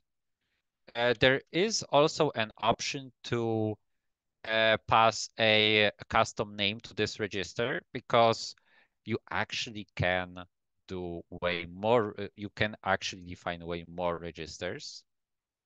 And there is a reason for it. We won't explore it today, but know that it could be a useful property. So for example, we could name it as QReg.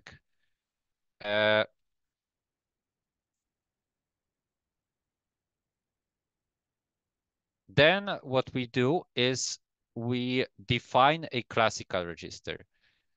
The hardware representation of this would be that the classical register is a place that is on this junction, on this layer between the quantum hardware and the classical hardware. And its property would be to take in all the quantum information that we processed and perform a measurement and store the result of the measurement for us. So usually what we do is we reserve the classical register the same. Um, let's say, we reserve the same amount of bits in the classical register. That's not always the case, but in this case, it could be it's valid. We usually reserve the same amount of bits corresponding to the number of quantum bits that we use. It's not always the case because we could reserve more quantum bits, for example, to temporarily calculate something else, and then free these resources and only talk about the final result, which could be slightly smaller part of the quantum register that we use, quantum resource that we use. So the classical register, as a recap, quantum register is the one that performs is the one that reserve our resources. It would represent all the resources that we will operate on. And classical register will recover a measurement results from the quantum system for us, and it will serve it back to us as a result of our experiment. So now what we do after reserving our resources, what we do is we perform is we need to assemble the instruction set to be performed. How do we do that? Well, we make something that is called a quantum circuit. So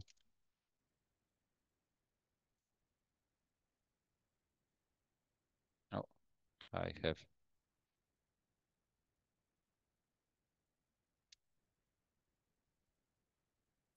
okay. And usually what we do is we pass in the registers that will be used in this throughout this throughout the execution of this program. So what we use is the previously defined quantum register and classical register. So now what? How do we actually perform any operation? In a quantum circuit, we have many operations that we could call. We have some that we will explore throughout this series, throughout the QBronze, and we also have some operations that are slightly more, let's say, advanced, but not really. It's only a matter of time when you accommodate yourself with most of the names, most of the operations that you could do.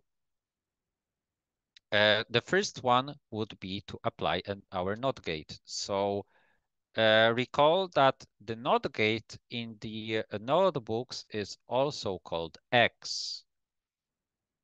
Here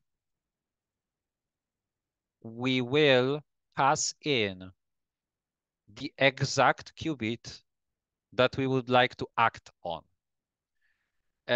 So in terms of our previous classical representation, you could say that we that we apply this matrix M on the bit that we select, right? And we would do it like this. So we pass in our quantum register, and in the square brackets, since this is a standard notation for lists, this could be thought of as a list of single qubits, kind of like a line of qubits. You might imagine yourself like this, something like this.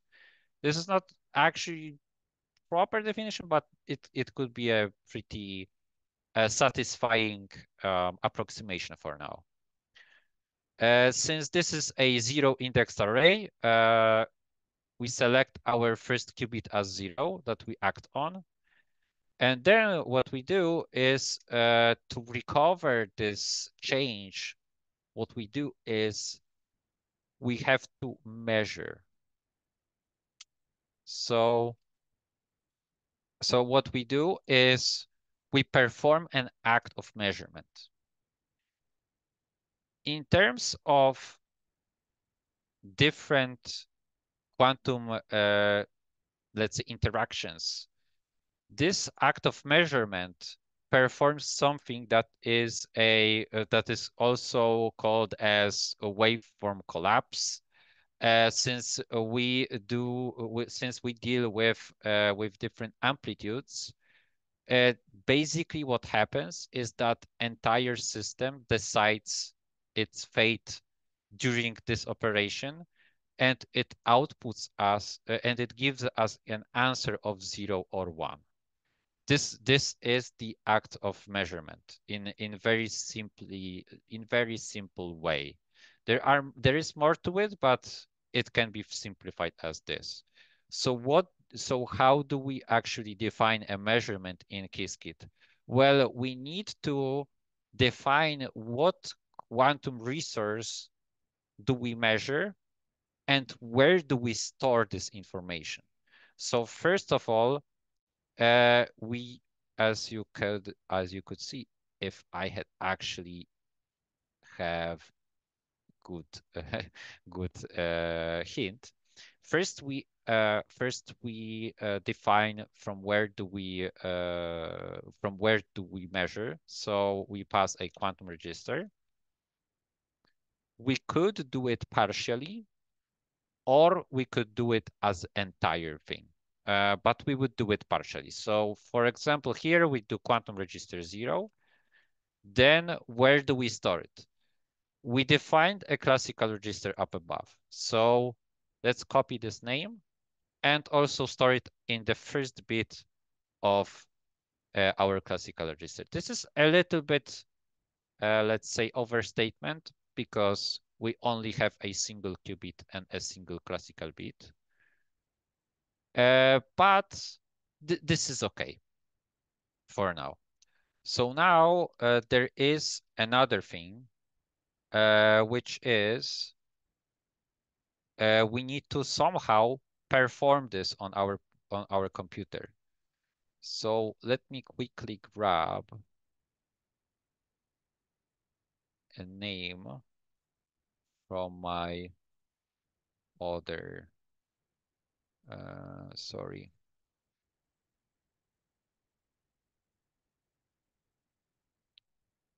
Let's grab all of this.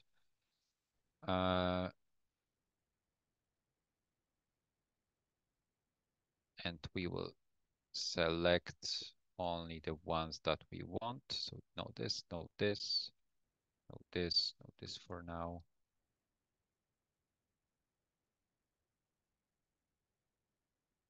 Okay.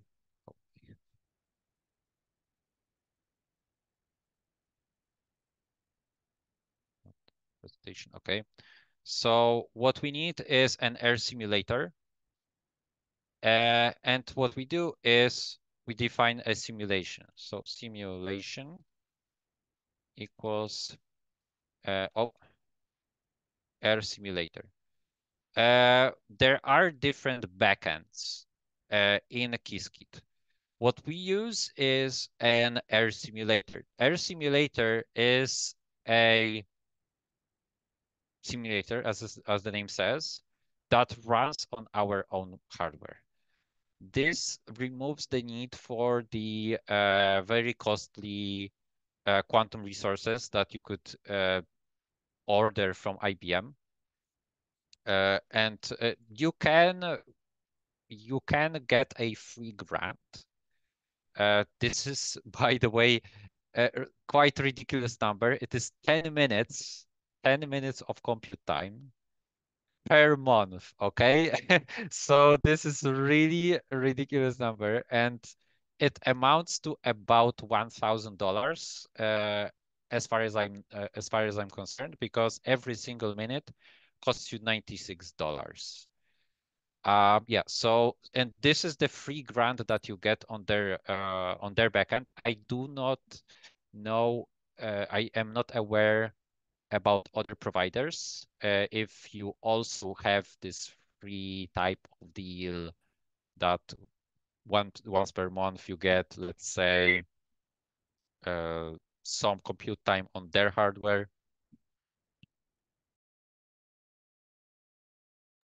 or not. Uh, but this is the way that that is relevant in terms of IBM solution. Uh, so yeah, so you could perform this calculation on their hardware, and you do exactly the same process. You define quantum register, a classical register, or many registers if you want to, do something more, let's say, uh, more complicated. You define quantum circuit encodes some processes or some instructions like we do here. So we do an X gate, we apply a gate. That's very important also. This is something that comes up very frequently in other resources, and it will be named like that in other resources that you may stumble upon in your quantum journey. We apply measurement to recover our state after the calculation. And then what we would do is we would define some other simulator that passes in, let's say, our login token to their hardware, and our PC would just send the set of instructions on their backend, and then you would have sometimes subtracted from your monthly grant that you would get at start. So we define a simulation.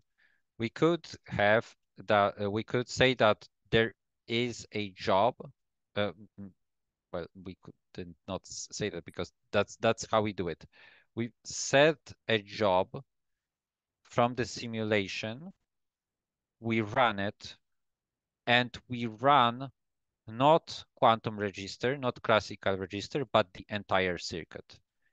The entire circuit already has the information that we need to run it, because it already has the quantum register. It already has what we need to apply at which state, at which stage.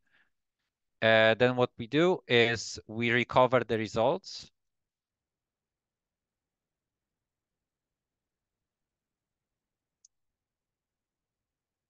And from this result, what we usually do is we recover counts. Counts, what I will show you this right now. So counts equals dot. I do not have the hints for this, so let me type in this for myself. So yeah, get counts.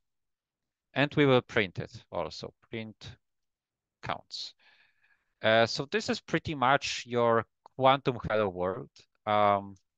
There is quite more than you would see in just compared to your regular quantum, your regular Python tutorial, because in the regular Python tutorial you would just comment all this out and say print hello.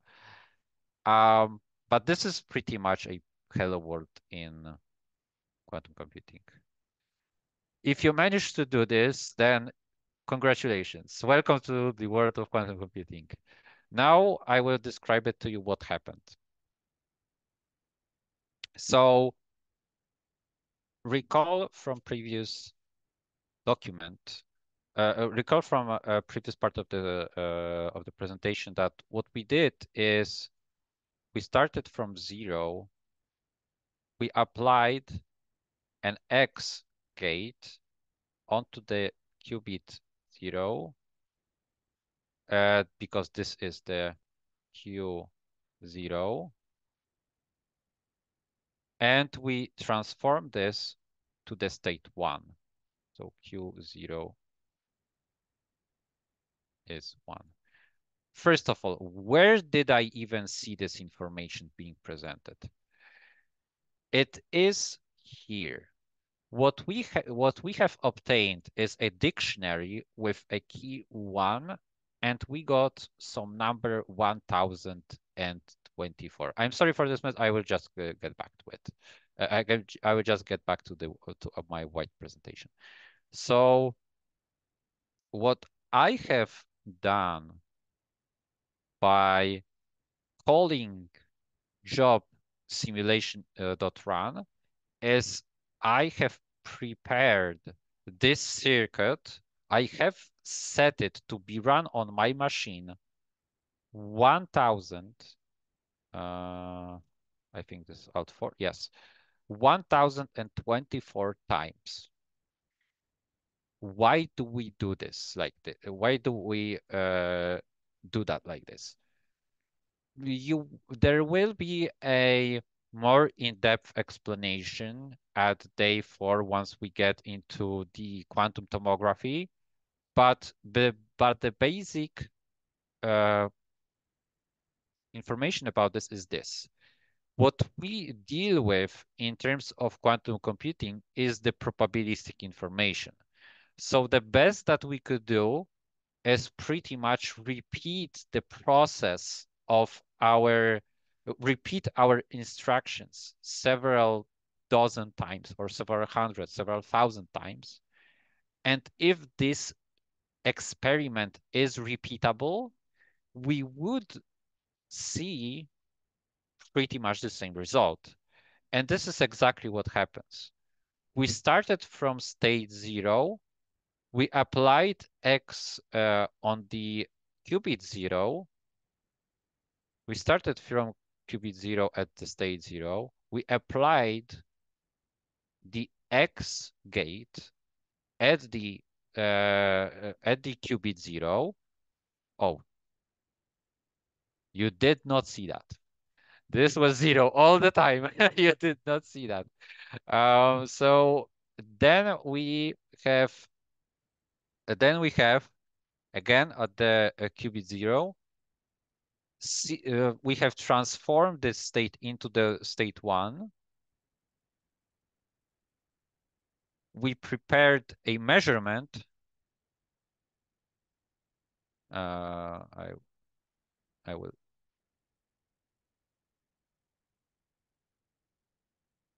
measurement, and this is the C0 right now, which reported a 1. And we saw this single experiment as a result. We have seen that this single experiment has resulted in 1.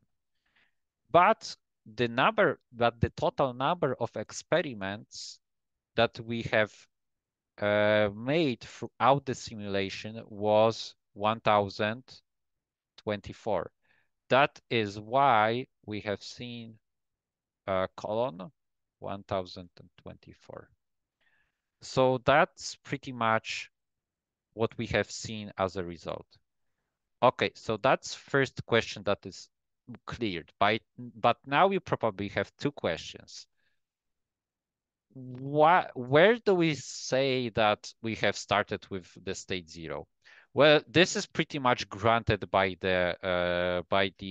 um, by the hardware, and this is how we start, the state that we start after reserving the resource.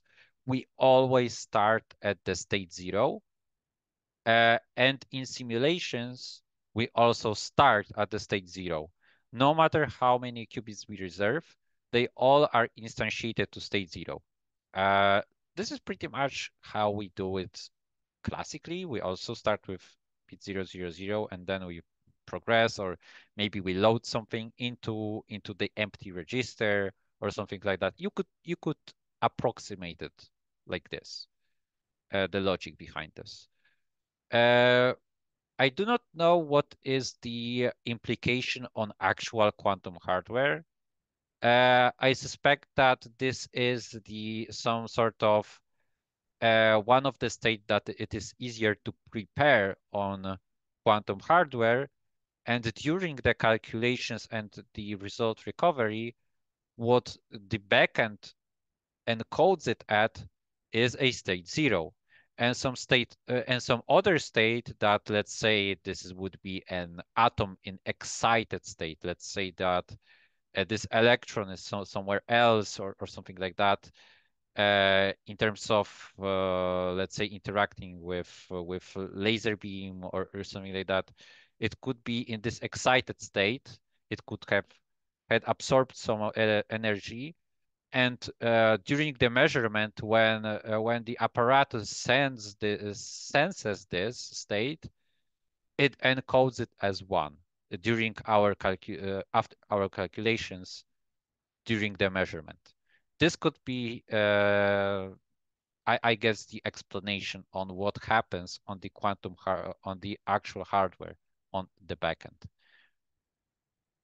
Then there is yet another question that you could say: how do we know and how we can manipulate this number?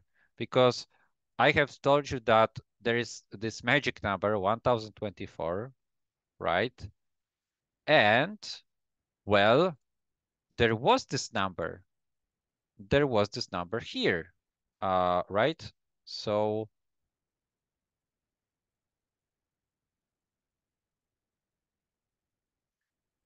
there it is. This is 1024. So this is a parameter that is a default in the Qiskit. What we do is, we modify this parameter by passing onto the run method a parameter called shots. I believe it is shots. So if we manipulate this number, then, as you can see, if I pass in the shots equal 1000, it will make this experiment, it will perform this experiment 1000 times, right? If I make it, let's say, 10, the 10 will be our result. Nevertheless, the X gate actually worked.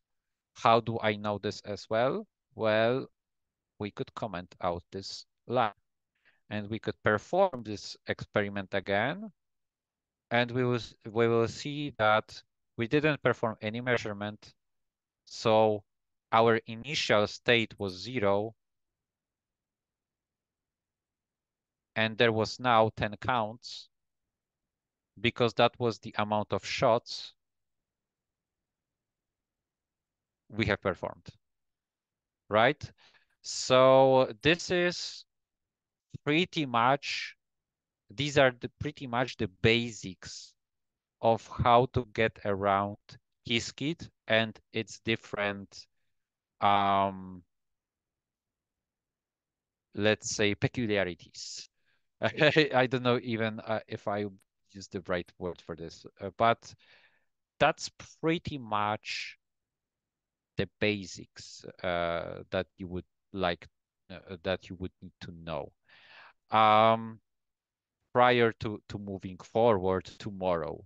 So to recap all of what has happened, this is how we reserve our resources. We need quantum register that reserves our qubits. We have classical register that its purpose is to recover the quantum information as classical bits and to serve us back into regular, let's say, silicon electronics. Then we define a quantum circuit, which will become our collection of instructions that we perform. Here we perform two instructions, nothing very complicated. We flip the bit by applying X gate uh, from 0, which is always an initial state. Then we measure if what we actually applied took an effect. We simulate on our own hardware by instantiating an air simulator. After that, we perform a run where we pass in our set of instructions, which was our quantum circuit, right? Quantum circuit into run. We could also manipulate the number of experiments that we perform by parameter called shots. And then to recover our results, we call job result and get counts, right? That's the basic way to operate any quantum process moving from now onwards. So, are there any questions that arose during this fragment?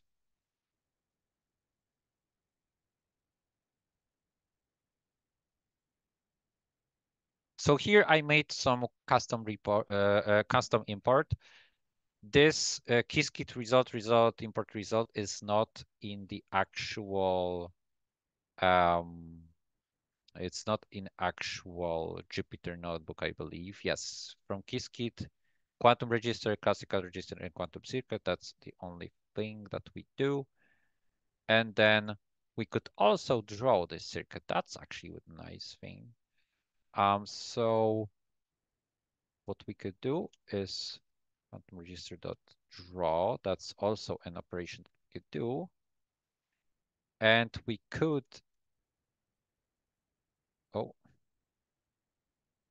oh yeah, right. I think I need to run it through this since, yeah. So enter. Okay. We could draw this in two ways. We could either draw this as a text, so it will appear in our console. And here I have to type in a T, print T, I believe, to draw it in our console in a regular editor. So as you can see, we have applied our X, and then we did a measurement onto the classical register. And here is the name of our register. So here is one that was called Q quantum register. And here is another one that is called CREG, CREG because we have made as a classical register. It will always be at the bottom, pretty much. And here we see that the M gets saved to the 0th bit in the classical register. I believe this is the proper definition of this. There is another method to visualize this, and this is the through the output, which is going to be MPL. This will use the matplotlib library If you are familiar with it, it should, oh, it doesn't print. Okay, so we will use our Jupyter notebook to see. As you can to see this, and this has way better visualization in terms of graphical representation of this. There will be squares that that will represent on what happens with our register. For example, if I had used a way different gate, let's say I will use H gate, I will rerun the circuit, H, QC draw, there is an H, and here it changed the color. Because now we performed slightly different operation with the use of H-gate. This will be introduced tomorrow because today we will not have time to properly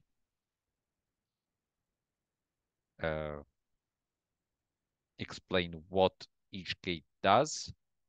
We are focusing on the basics of the first quantum program. So the same information as I have told you right now is pretty much is going to be included in the Q12 first quantum program of Qiskit. About shots, about visualization. As you can see here, you could also plot a histogram around about the let's say about the results that normally are output as a dictionary.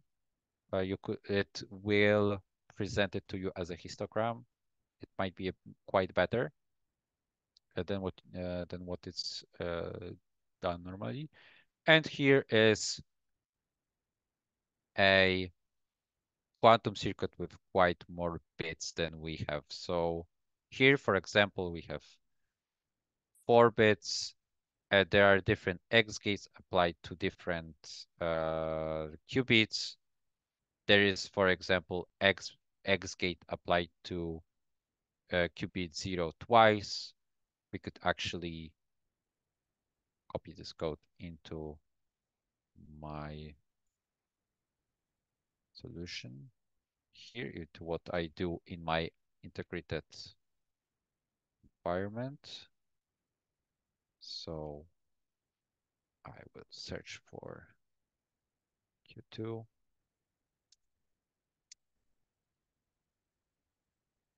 Replace it with quantum register, QC2, and I will replace it with quantum circuit.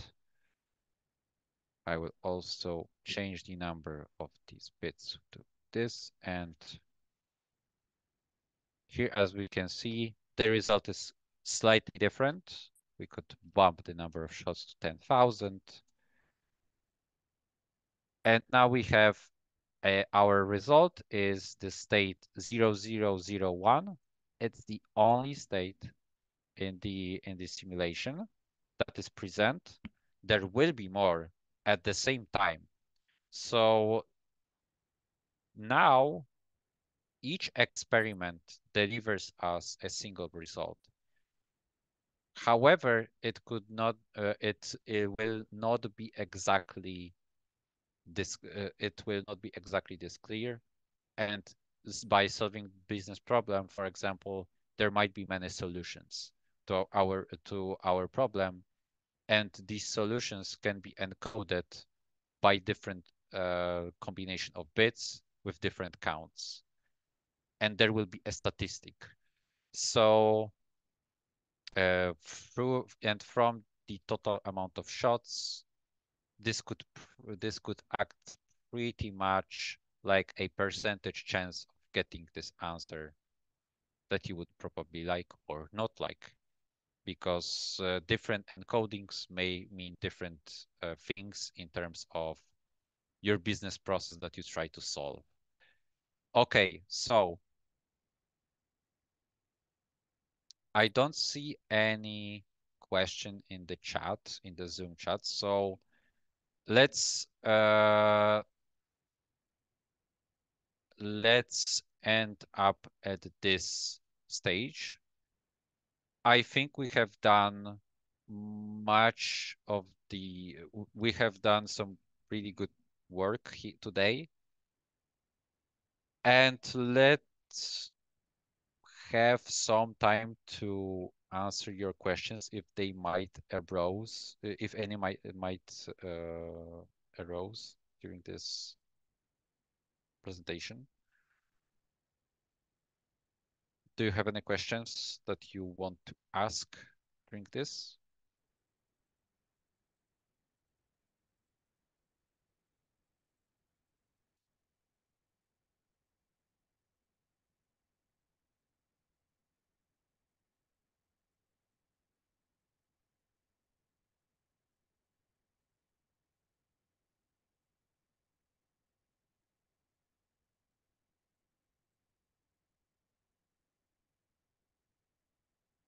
Okay. After the so for now, if you have any question regarding the presentation that we have just that I just gave, now is the good time to ask about the installation. However, I will try to solve this problem with that person, if it is not you, after the presentation ends. Okay, so let's solve it in this way. Okay, so the air simulator is pretty much, let's say, a job runner that uses linear equations and linear algebra on complex numbers to simulate what happens on quantum hardware through the regular equations on your on your silicon, on your CPU, whether you have AMD or Intel. Its purpose, the purpose of air simulator is just to kind of approximate what might happen during this calculation that we just defined on quantum hardware, but it approximated classically.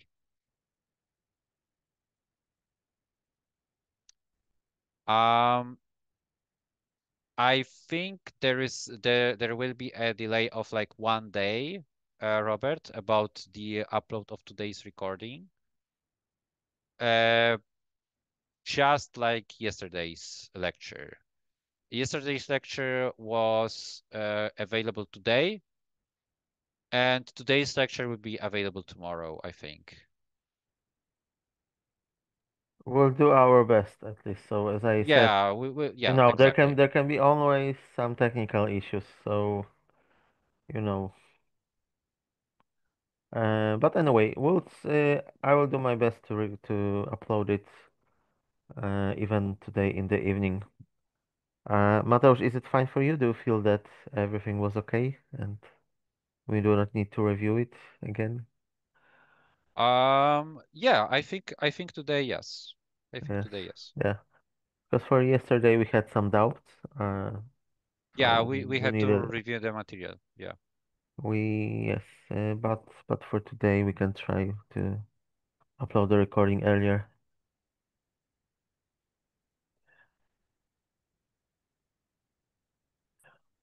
So are there any other questions?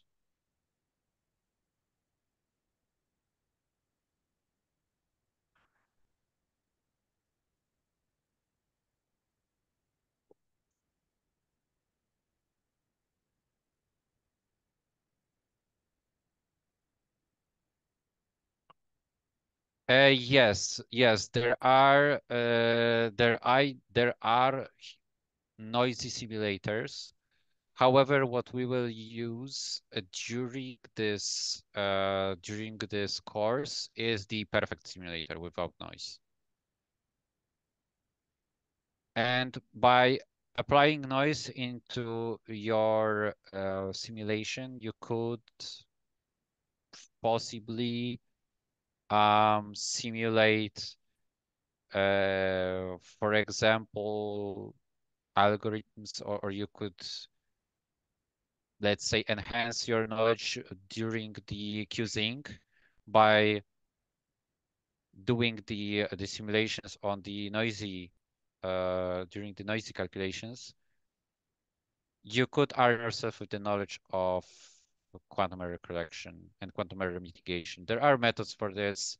You sometimes get this by but by sorry, about the quantum error mitigation. You could sometimes do this out of the box in Qiskit. There's very little that you need to do to actually enhance your calculations by this, like this. But in terms of applying entire algorithm like to quantum error correction, yes, there are simulators that aid you in these tasks to test your possible algorithm if you may have a new one or come up with new one, or if you want to implement already existing one from some paper.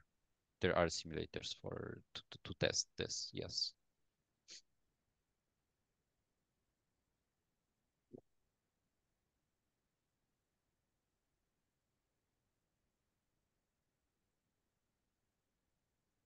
Oh, that's actually really nice. I didn't know this.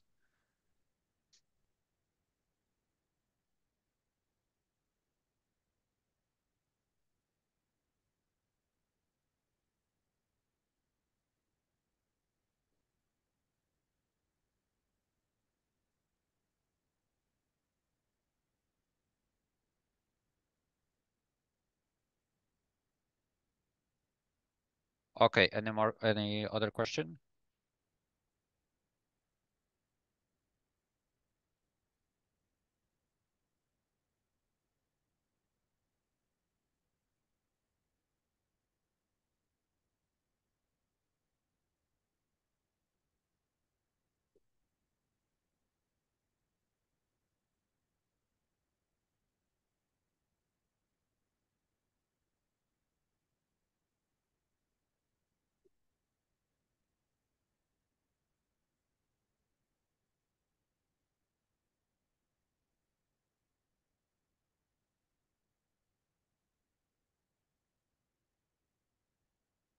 Okay, I don't see any more questions.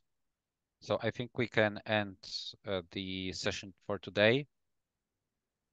Tomorrow we will expand on this. We will talk about different basic gates and on the